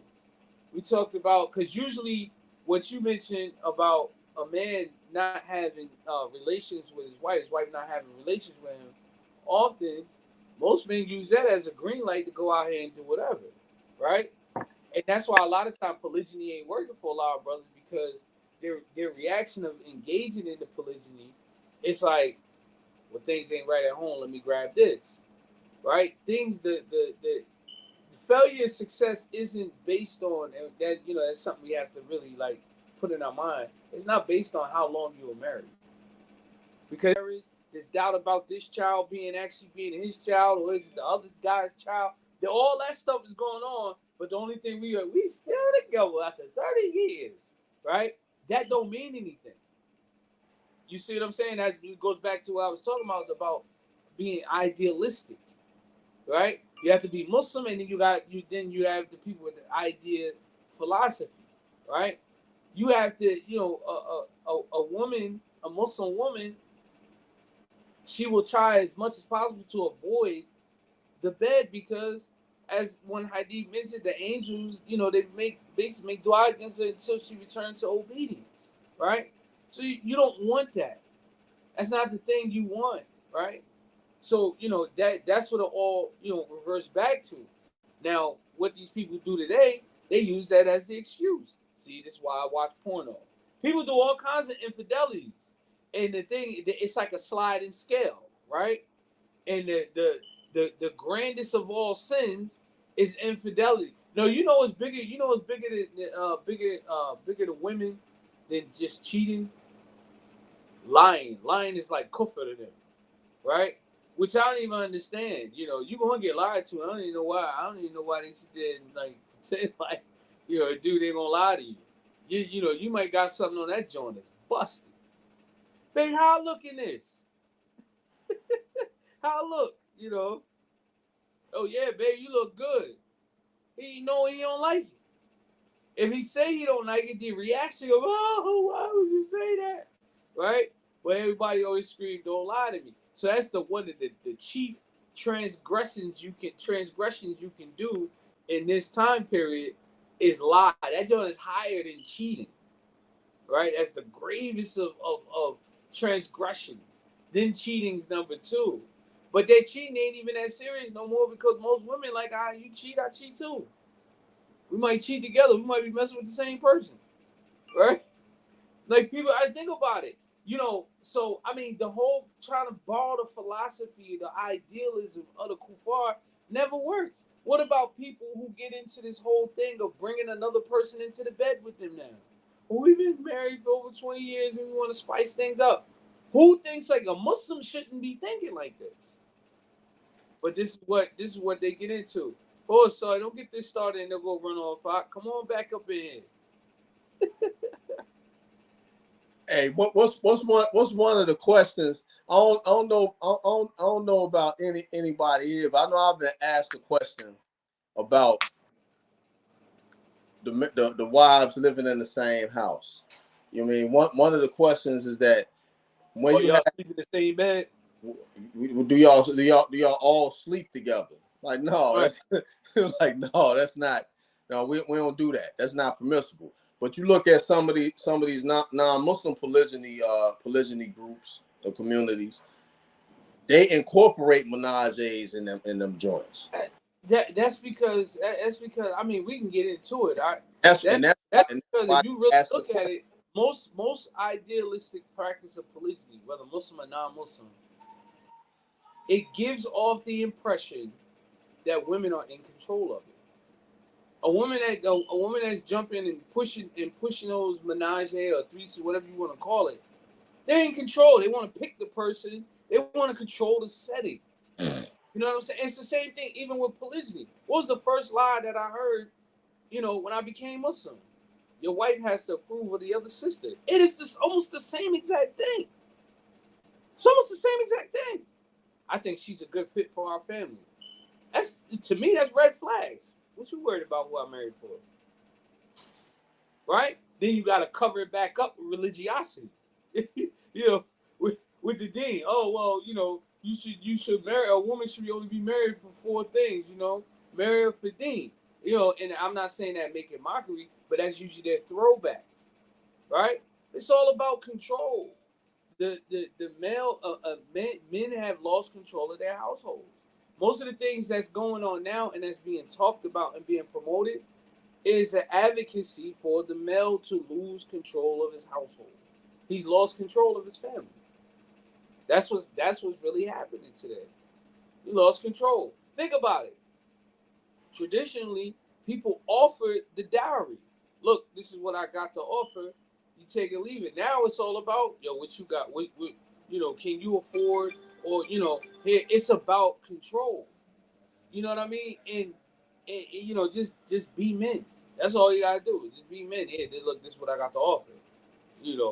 So that it's idealism. Idealism versus Islam. Idealism. We want to incorporate. Most people are saying now, as you get closer to your 40s, and people who've been in long-term relationships, they get out of the relationship. What's the first thing they say they want to do? I want to travel. I want to travel.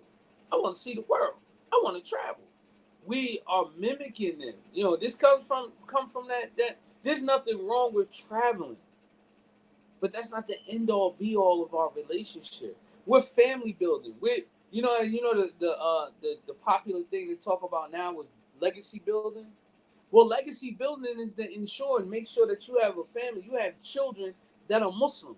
When you die, right, you profit from your children being Muslim because you have Muslim children that make dua for you. Right? We're not even concerned about children. We make children a problem. And it can be a problem when you go into a household where there was never no law and order. Everything's about shahwat. Everything's about the desire. So yes, those kind of households are chaotic. But at the same time, law and order. And in order to establish law and order, you have to have husband and wife. But anyway, I digress. So let's go ahead and add in some more. I think I got one more sound bite. You want to play that one more sound bite so I can get the brother's reaction? He can have a little penis. They close up. He can. I'm sorry. But he cannot. Because, it's a lot that they talk a game, but then it's like, oh, I got this. But then when you get to it, it's like, I'm just going to go to the bathroom and, real quick, and I'm out. Wait. Okay, here, I have so many questions. I have a couple questions, but let me make sure I understand what you just said.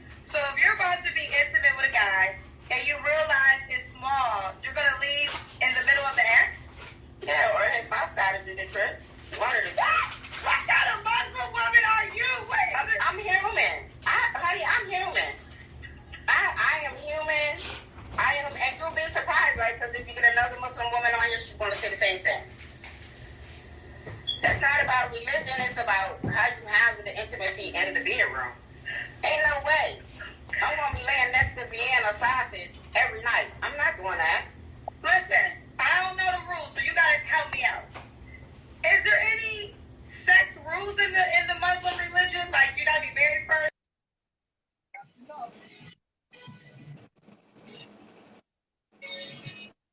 Everybody's quiet. Silence. Everybody's good. Yo, she basically said she's smutting dudes. Your winger wagger small, she out the game. No tiny whiners.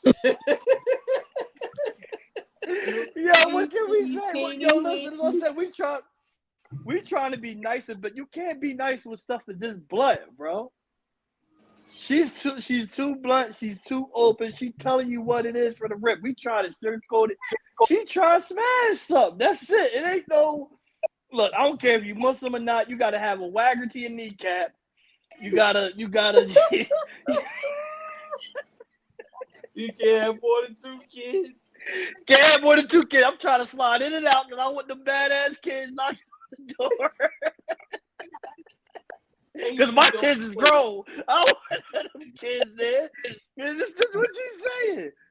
You got a wagger. Come on, call me up. I'm trying to get my boots dusted off. That's what she's saying, bro. Like, what else can we have to say? Yo, at least she. Nah, but if we be realistic though, and you know we try to Islamicize that, that's really an issue. You know what I'm saying? Like, husband and wives go for that. Say if your wife don't please you or the husband doesn't please you, then what? You have to, we gotta seek other alternatives. Like, I remember I think me and some brothers was going over this, this situation. The brother had that, and it's like, okay, well, in that case, you have to, what I'm saying? Like, I think in fiqh it's like, all right, well, it may, but Imam Khalil, correct me if I'm wrong. It may be like a year or so. You know what I'm saying? See if you can try the, you know what I mean? I'll let you go ahead on that. So, that changed. No, that changed. I know. I ain't. I'm just confirming. But fellas, she said she doesn't even want to be around. I mean, is it there between trying and no? I know. I know. Wagger, but I'm saying, like when Muslim couples go through that type of situation, you know what I'm saying? Like she just was blunt, but I'm saying like realistically, like what we do? People go through those type of things. You know what I mean? Yeah, but nowadays, but in this generation now, like Imam Khalil said, is that they're running. She's giving you the attitude of the Muslims in this culture now, in this generation now, that when stuff hit the fan, that's she the out. point of us talking about this. Yeah, that's the point of us discussing this topic. Sometimes the OGs, we not in tune with the real world. And I'm just being realistic. I'm not even. First of all, you know the dead giveaway with us. A lot of times when we be talking, we keep referring to social media.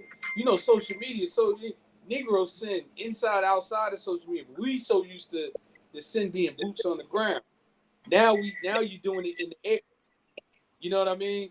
Probably about like 6 years ago, maybe a little a little older, it was haram to be on the internet.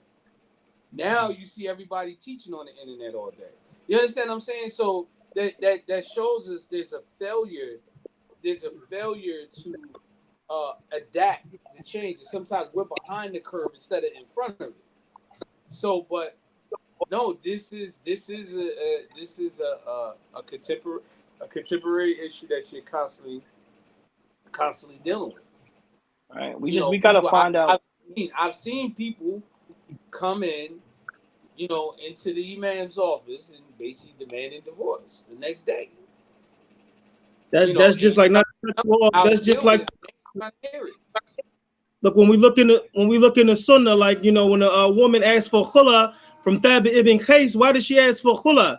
She wasn't attracted to him. She said, I don't have a problem with his deen. She wasn't attracted to him. So I mean, stuff like I'm saying, what's the solution for that? Stuff like that really happens. I mean, not like just to jump off, sister, like I'm out. How do you really deal with that if we coming from an Islamic, I'm saying, like style of things?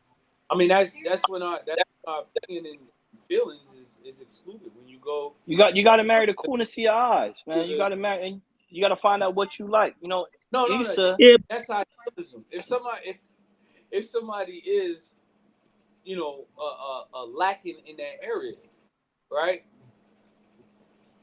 I people will go whoever they're gonna go and complain to, hey, such and so on and so forth. They go to the imam, the qadi, whoever's the acting magistrate.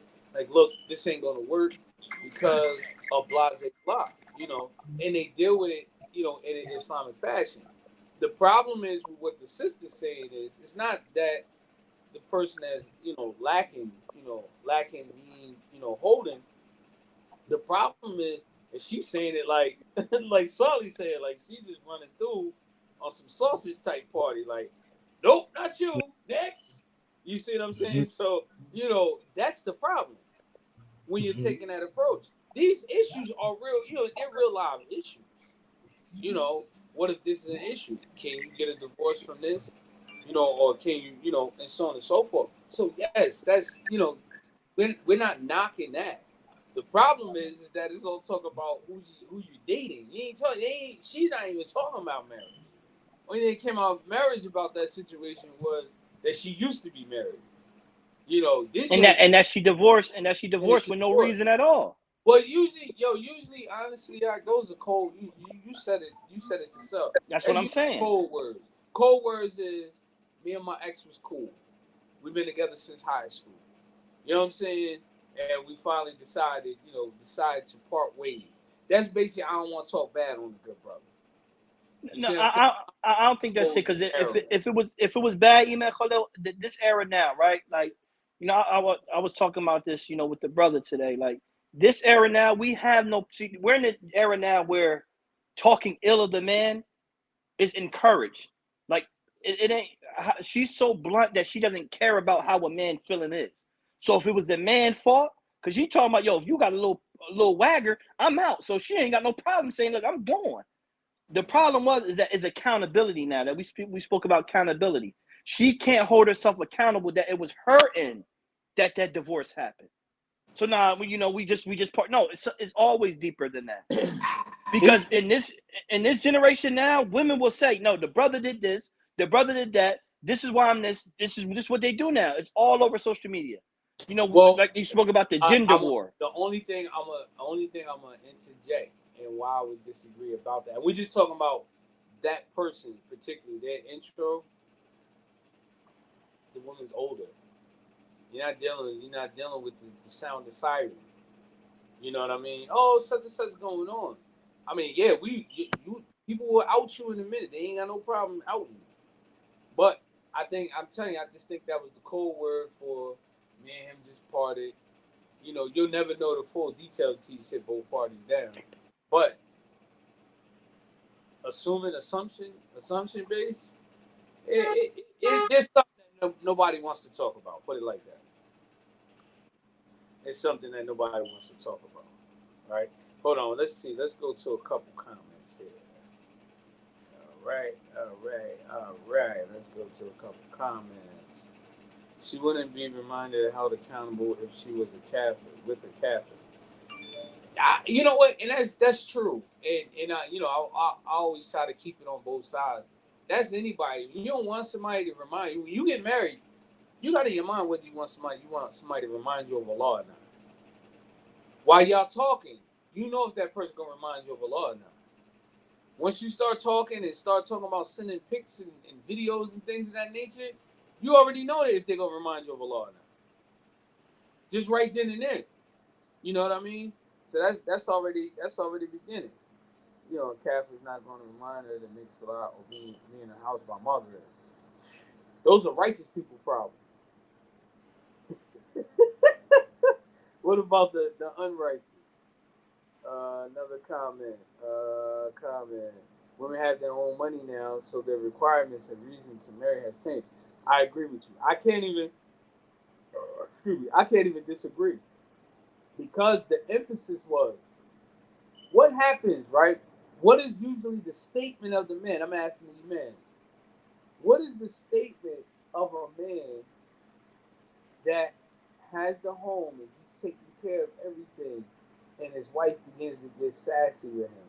What is usually his statement, his clapback of reminder of her, right? And then I'm going to ask you, what is the reminder when you have a child and the child is getting sassy with you, right? What do they remind them of? What's usually the statement that they remind them of? The one thing or the two things? What, I'm paying everything in here or what? There you go. You ain't gonna disrespect me in my house when I pay the bills up in here, I pay the right? cost up in this joint. So Hey, look. therefore, Hey, look. Or they can be as smooth as this right here. When a man got his own, he can do what he want to do in his. Hey, he can do what he want to do in his. When a man got his own, he can do what he want to do in his. That means, Negro, get out my house and get your own. right. So that's what I'm saying. So when now, if you think, and I said it earlier, and I still stand by it, and I think this is one of the signs in the end of time the Prophet ﷺ talked about, where women that imitate men, men that imitate women. A lot of our disarray and dysfunction that we have is all about who provides what, right? A lot of men can tolerate a woman telling him that this is my house, you ain't got nothing, because if he grew up in that kind of setting, in that kind of household, that's like, that ain't really saying nothing to him. Man, my mom used to say that all the time, right? You may get mad, can't wait to get my own. But what is he still doing? Still sitting right there under that, in that same circumstance. So I agree, the reasoning for marriage has changed because, you have the women more in the forefront. And that's one of the things about the followers of the Dajjal. Who's going to be the majority of his followers, right? So you think about what's happening. Everything is starting to turn upside down. It's upside down. Our thinking ain't even caught up with the reality of where we live in. You're living in a time now where people are confused about their gender, and they're beginning it at a young age because what's the statement that the ulama make? Teaching a child something while they're young is basically like writing in cement. That thing is going to dry. Writing in a piece of concrete. That thing is going to dry. It's going to be there, right? So, why do you think it's so important that they have these sexual classes that they got going on for children? Teaching them about being gender neutral, right? All of this stuff is lining them up for the job. Think about it. Can you imagine the parent that is against the lifestyle of homosexuality, and their child says to them, "We shouldn't be so judgmental"? That parent almost have an aneurysm. What? What did you just say? So they're attacking you from the inside. They're attacking you from the inside. Let me see another comment. Marriage is dating, polygyny is having a side chick now, and that's how it's treated. Absolutely. Oh, it sounds a bit the Zina for me. There's no high ass who received a pick from the brother of his lower region without being married to him. It's Zina in our eyes. Alhamdulillah, some people don't even understand their rights and the rights of their spouse, and it needs to be ongoing workshop and fit with marriage. But you know what? I agree with you, right? But the fiqh early on, I'm Muslim. This is like my third decade. I'm old, right? My first 10 years as a Muslim, we learned fiqh of marriage, and there was a high turnover of divorce too for that reason. It became it was almost like a karate fight. We thought that equipping everybody with and I'm not advocating that no one learns, the do's and the don'ts, but we thought that equipping men and women with the rules of fiqh, right? The knowledge of fiqh, we thought that equipping them with that would help us stay married longer, right? We thought that that's what it did. But what happened was, it actually increased people getting divorced. People started learning concepts like, most people used to treat Malik, you can attest to this. How do people treat the practice of a khula in Islam? How do they utilize the khula?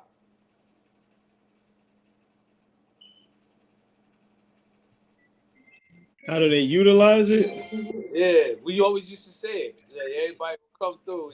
They called it what? They called it the woman's divorce. Remember? That Oh yeah, was yeah. yeah. Most of the cases I dealt with a lot of cases.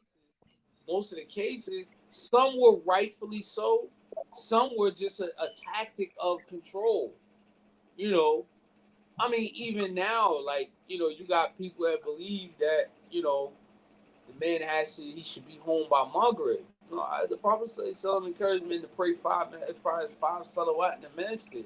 If you go home at Maghrib, you're gonna miss your share.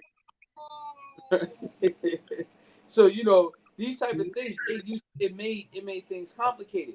But the one thing that I always realized that makes American based marriages. I don't know about other countries. I can just talk about what we go through. It always resorts down to finances. Finances. Everything resorts back to finances. And now like number two thing now is starting to be sex, intercourse, right?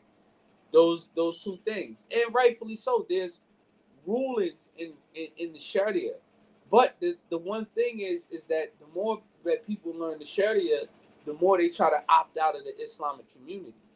And you can't opt out. You have to have leadership. The community is family. You have to have someone. It just don't work like that. You ever seen those situations where you have the people, the fuqaha, right? And this is in response or adding to the conversation. The people who tell sisters, you don't need a wali to get married. We can defer the dowry, and the witnesses, we just gotta inform them. Don't you think that's them learning some rules to fiqh in marriage workshops? That's how they heard about it. It's not, so there's really no the games that people play. They're like human shayateen. They're like devils. They're really like devils, right? Think about it. How many times people have those divorces? They don't know how many times they divorced them. Every time they divorce it didn't count. How many ways you deal with those? You see what I'm saying? So all of these things, these are things that we're constantly dealing with. So we used to think, and we really believe that if you learn the rules and regulations to the fifth, right? If you learn the rules and regulations to the fifth, then it's going to make the marriage successful. No, if you're evil or manipulative or a person of your nafs, you are going to try it. You're going to be just like Shaitan. You're going to be like Shaitan. Think about it. When you think about the story of Adam and Hawa, it was Malik that referred to it earlier. What did Shaitan say? Yo, go by that tree, just straight out disobey Allah. He didn't say that. He cared like, yo, I'm wishing you well. I'm trying to help you. And sometimes that's the same vibes and the same attitude that we take on. Now. Let me see. It's part of the solution of it is. No, I'm not in any way saying that learning fiqh isn't part of the solution. Yes, it helps you. It helps you conduct and marry properly. It helps you to properly divorce. But it's not the long-term solution on how to stay together.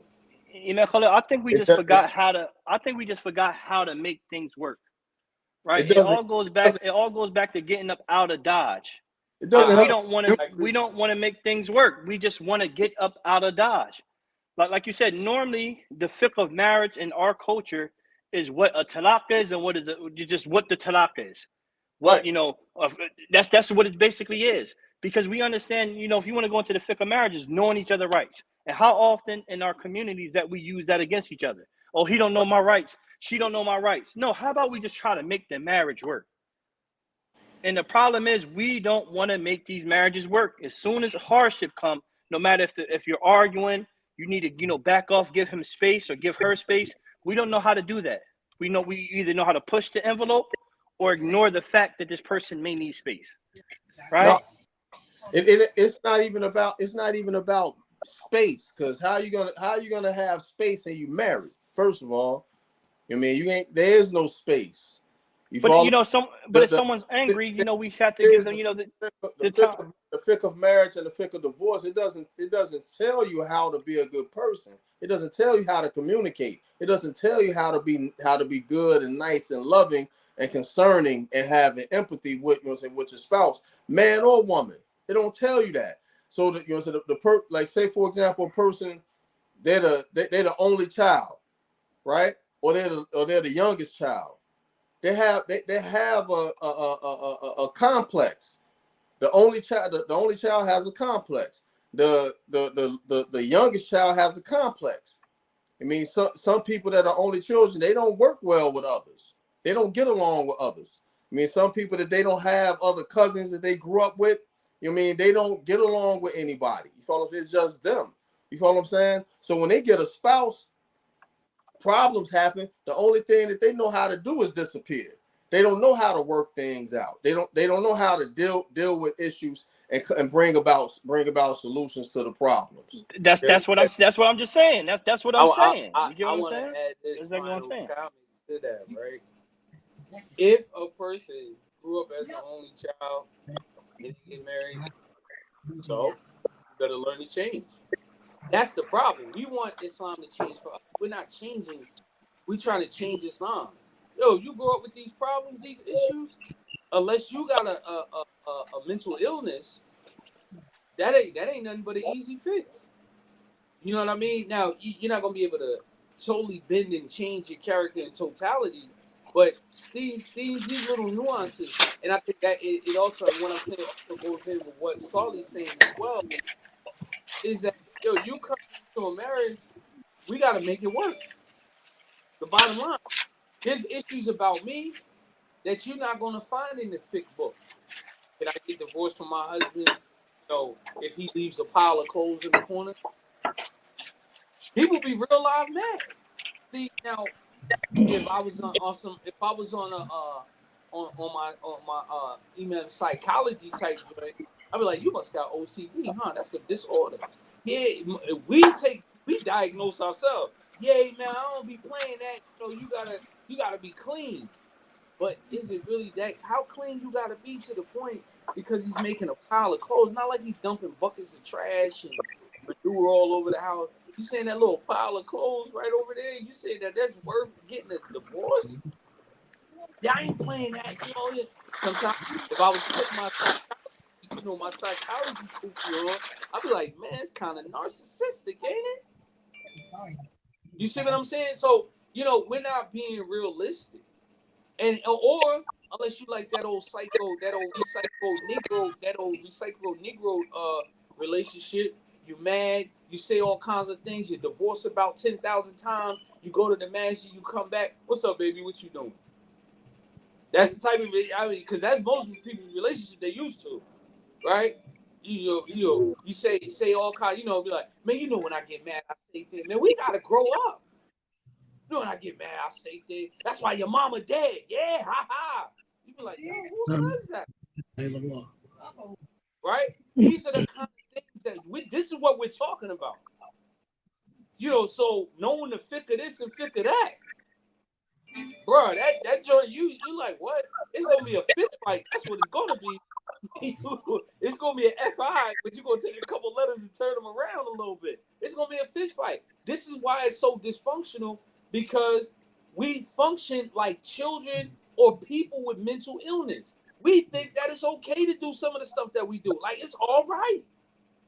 It's cool. It's all right. I got one I want to throw in, right? All right, this like one of them drop the mic Jones after this. Like, I mean, I think just about all of us, none of us can say we're not guilty of this. I mean, everybody, not just us on this podcast, right? All right, so I mean, one of the brothers had told me, he was in the Tariqa and he had a sheikh. So I don't know if y'all know this story. So he said, he came to the sheikh and he said, sheikh, I'm not attracted to my wife, right? So he said the sheikh asked him, do you look at other women? And he said, yeah.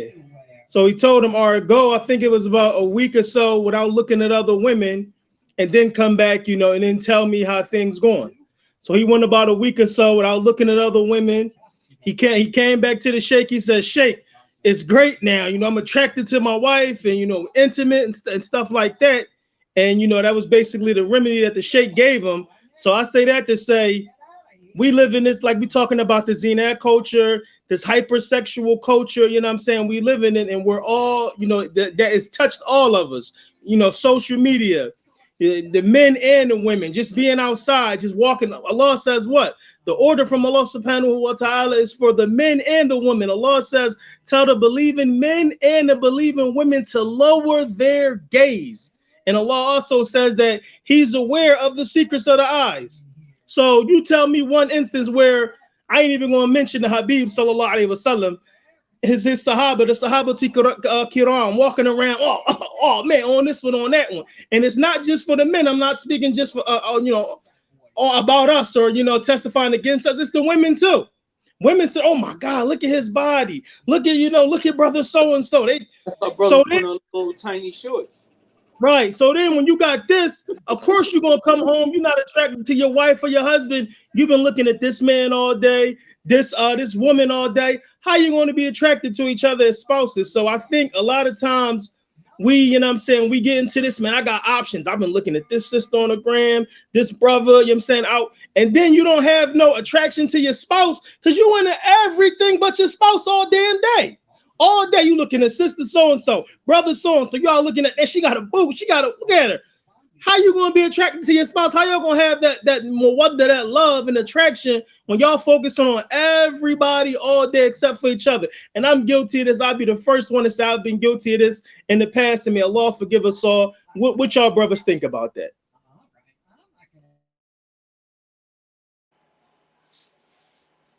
That's true. That's true. That happens, right? That happens. You have like, now I want to try to backtrack a little bit, right? So that's one of the things that also lead a person to, they want to venture out, right? They want to venture out, but they want to also work on the situation that they're dealing with at the moment. But it's something about what they're dealing with at the moment that's displeasing to the point that it's not just a physical unattraction, but it's also a spiritual and mental unattraction as well, right? Things are not working because you're spiritually not there, you're mentally not there, right? You're mentally not there. So the woman that calls out for coming to Imam's office, she want a divorce because the husband is not putting it down with the Kung grip anymore, since he been putting it down for the last 2-3 years. You know what I'm saying? The question is never asked, what is the actual problem that's bringing that about? What the problem that may bring that about is to take accountability for themselves. The same thing that we had mentioned about the wife for going to bed, the husband's bed. Psychologically, there's something going on to where she's not attracted to her husband at the moment, and that he's giving her a rise, to want to engage in activity, conjugal activity with her. You know what I'm saying? So for us, when we and women too, people, you know what I'm saying, we like candy. So we may venture out and we may look at candy. But if we stop doing that, or we stop, you know what I'm saying, utilize the method that this sheikh gave about, you know what I'm saying, the brother, he said, I look at women. He was like, every time you look at a woman, make 2 rakats. And then just try, but you got to commit to it. So the first day he made like 10 rakats. Second day he made 8. Third day he made 6. Fourth day he made 4. Fifth day he made 2. Till Shaitan started telling him, "Oh, here come a woman." He started hitting the click clack of her feet. of the shoes. Here come a woman. Look, don't look. If you look, you got to make 2 rakats. Then, you know what I'm saying, you back at square one. So the thing is that a person has to be committed, first of all. You know what I'm saying? He has to be committed. You feel what I'm saying? So if we're looking at other people, then there's something going on at home to cause us to look at them other people on both of our sides, the women and the men. So you know what I'm saying, the problem is the idea is that we are we gonna stay together or we're gonna leave it alone. You follow what I'm saying? We're gonna stay together, then we're gonna work. We're gonna stop. And then not even that, though, not the before. We don't take the solutions of the Sunnah. The Prophet ﷺ said what? He was the best of men. Khairul khalqi nas. He had 9 wives at one time. The Prophet ﷺ, he saw a woman that pleased him. What did he do? He went home to his wife. He fulfilled his desire. He came back out and he said, when one of you see a woman that pleases you, go to your wife. She has the same thing as that woman. So that can go for the women too. You see somebody attractive, go to your spouse. Say, exactly. Those practices are evil. What happens is we get stuck on it. We don't act on those type of traditions, those type of narrations no more. So therefore, you know, what happens now? So now it kind of like it starts to, and this is where I believe you were going, Muhammad. It begins to mentally weigh down on you, right? Mm-hmm. Think about it. One thing about men. If your wife is constantly rejecting you, that's going to do something to your confidence. It do something to your confidence, right? This also plays a part where a person gets psychologically affected. He believes he's having some kind of some type of erectile dysfunction. It's just that no, he gets in so much into a mode, you know, and he know ain't nothing happening, you know, to the point. When somebody else arouses him, he don't know how to control himself no more. And then he'd be so surprised. He'd be so surprised when she say, "Come on," he can't get up because he's surprised. She's like, "Look, I didn't see." He's like, "Well, I wasn't expecting that. It's been 2 months."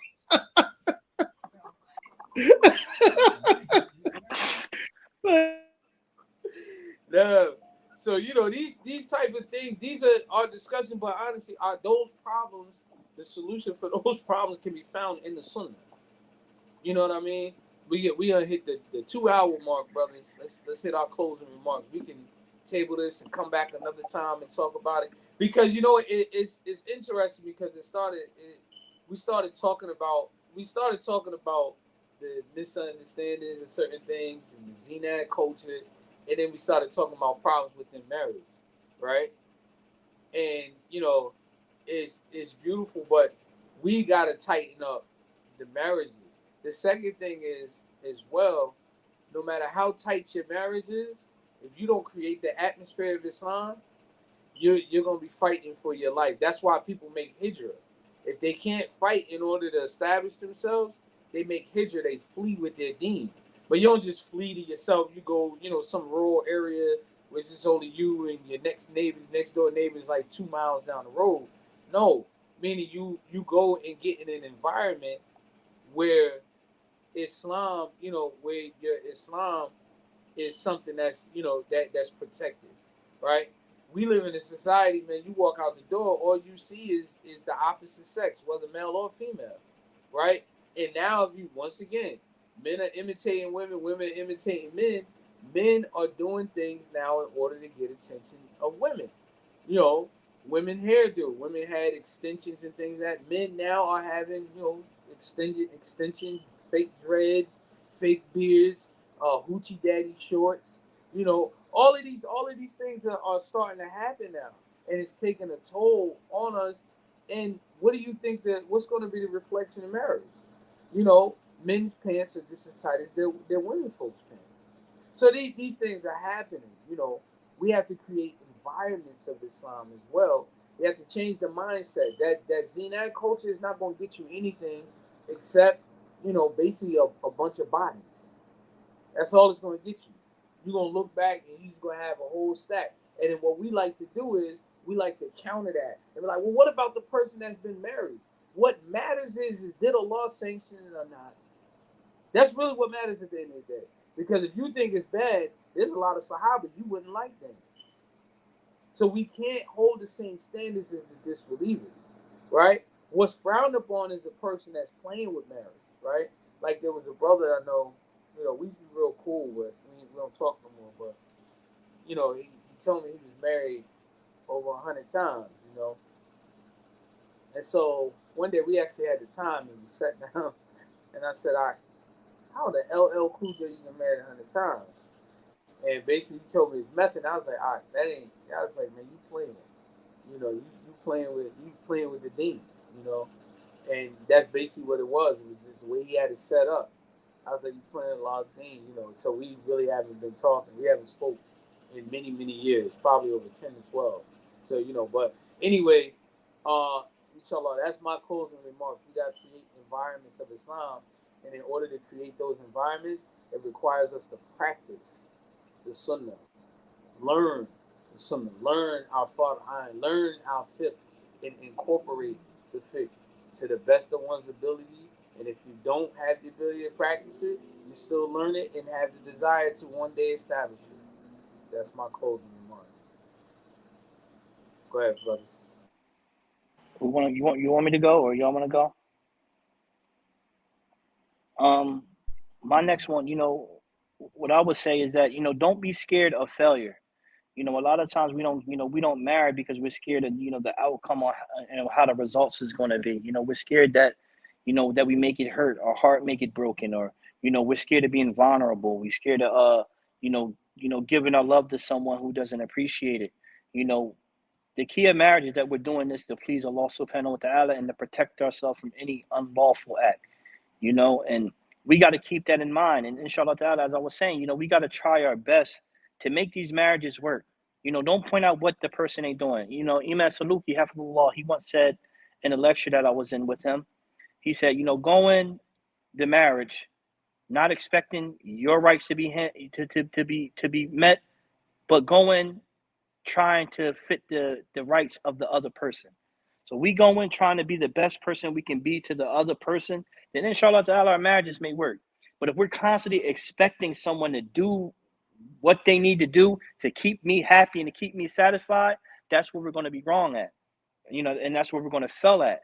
We got to try our best just to make it work. It was times, we think back of Ali ibn Abi Talib, and we think about, his wife, Fatima, that they had problems, and they had to go out there and make their livelihood with each other, and these may be the cases in our society that we got to go out there and try to get our livelihood together, not expecting someone to come down here and be Romeo, and provide everything. He takes me on these high-end shopping sprees. No, we're going to struggle together sometimes. And then when we struggle together for the sake of Allah subhanahu wa ta'ala, we're going to prosper. We got to keep this in mind. Don't be scared to fail. Don't be scared to be vulnerable, and try your best to make marriages work. Jump in there, bro. Inshallah ta'ala, I'm doing it for Allah. This person is pleasing to me. Let me try this out. Let me get this a chance, and let me give it my all. Don't go and half step in, inshallah ta'ala. And then, inshallah ta'ala, this is how we'll be able to create more families, and protect, the things that can be harmful to the person. Like I said, I fell victim of it.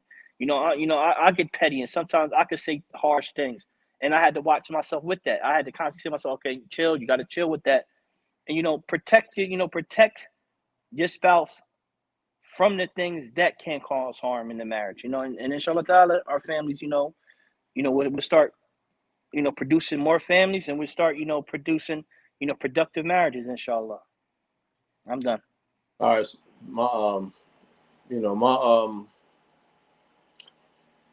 My closing remarks is that don't let the fact that you've been married so many times discourage you from trying to make the current marriage that you're married in right now works. Make it work, right? Always put Allah subhanahu wa ta'ala in the forefront. Make the objective and the goal to follow and practice the deen, what has already been established and laid out for us. It's nothing that has been revealed new. stick to that. That's where the success lies, and that's where the obedience and the worship of Allah subhanahu wa ta'ala, it's founded in. And hearing and obeying, right? Hearing and obeying Allah and His messenger, and making this current marriage or marriages work, right?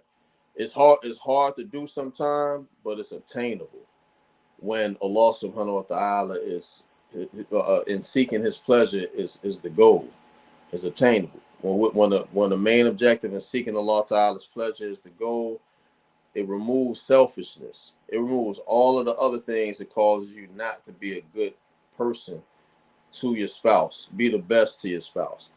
One of the things that a lot of times we when we part from marriages, instead of leaving a good impression, some of us, we stick to the bad impressions that was left. Many of us are not able to actually speak good of each other after everything is over with, and some are.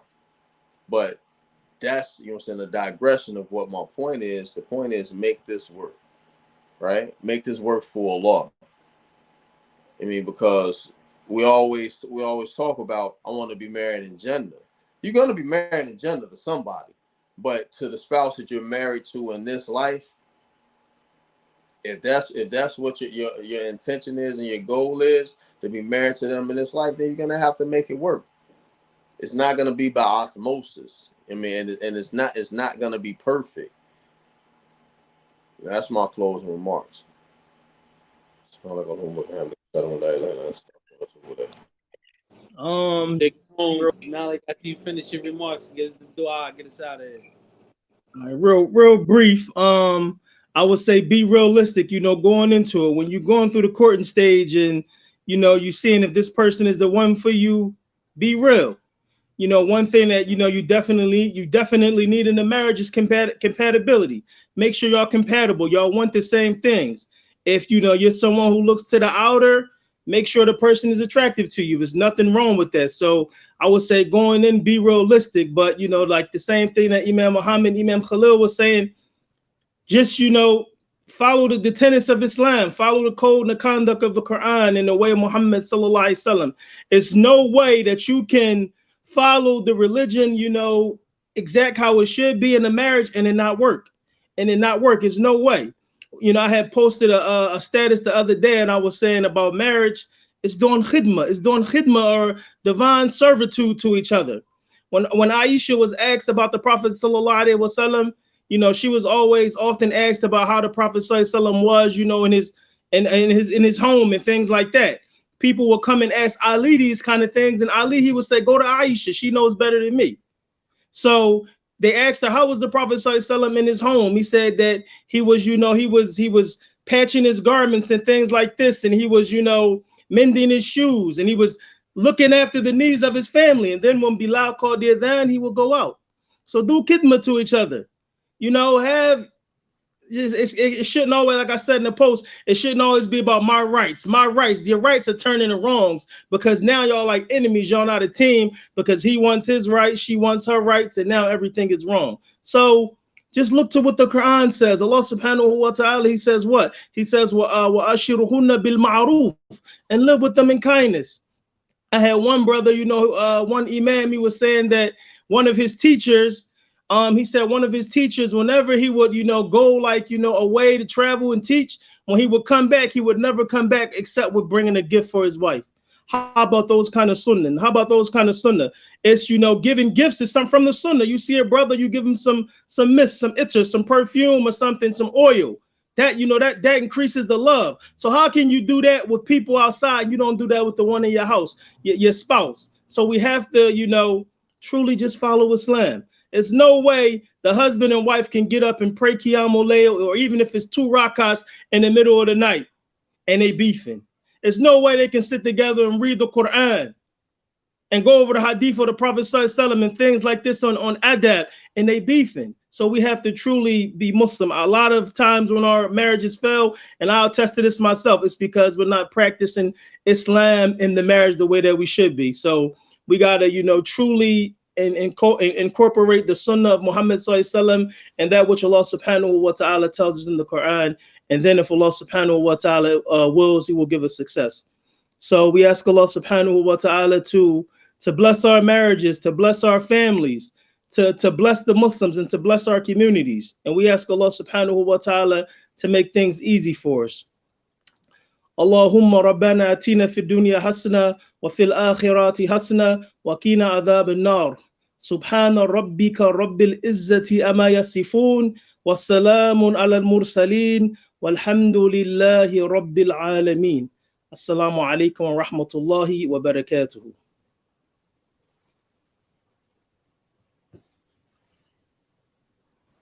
Wa alaikum assalam wa rahmatullahi wa barakatuh.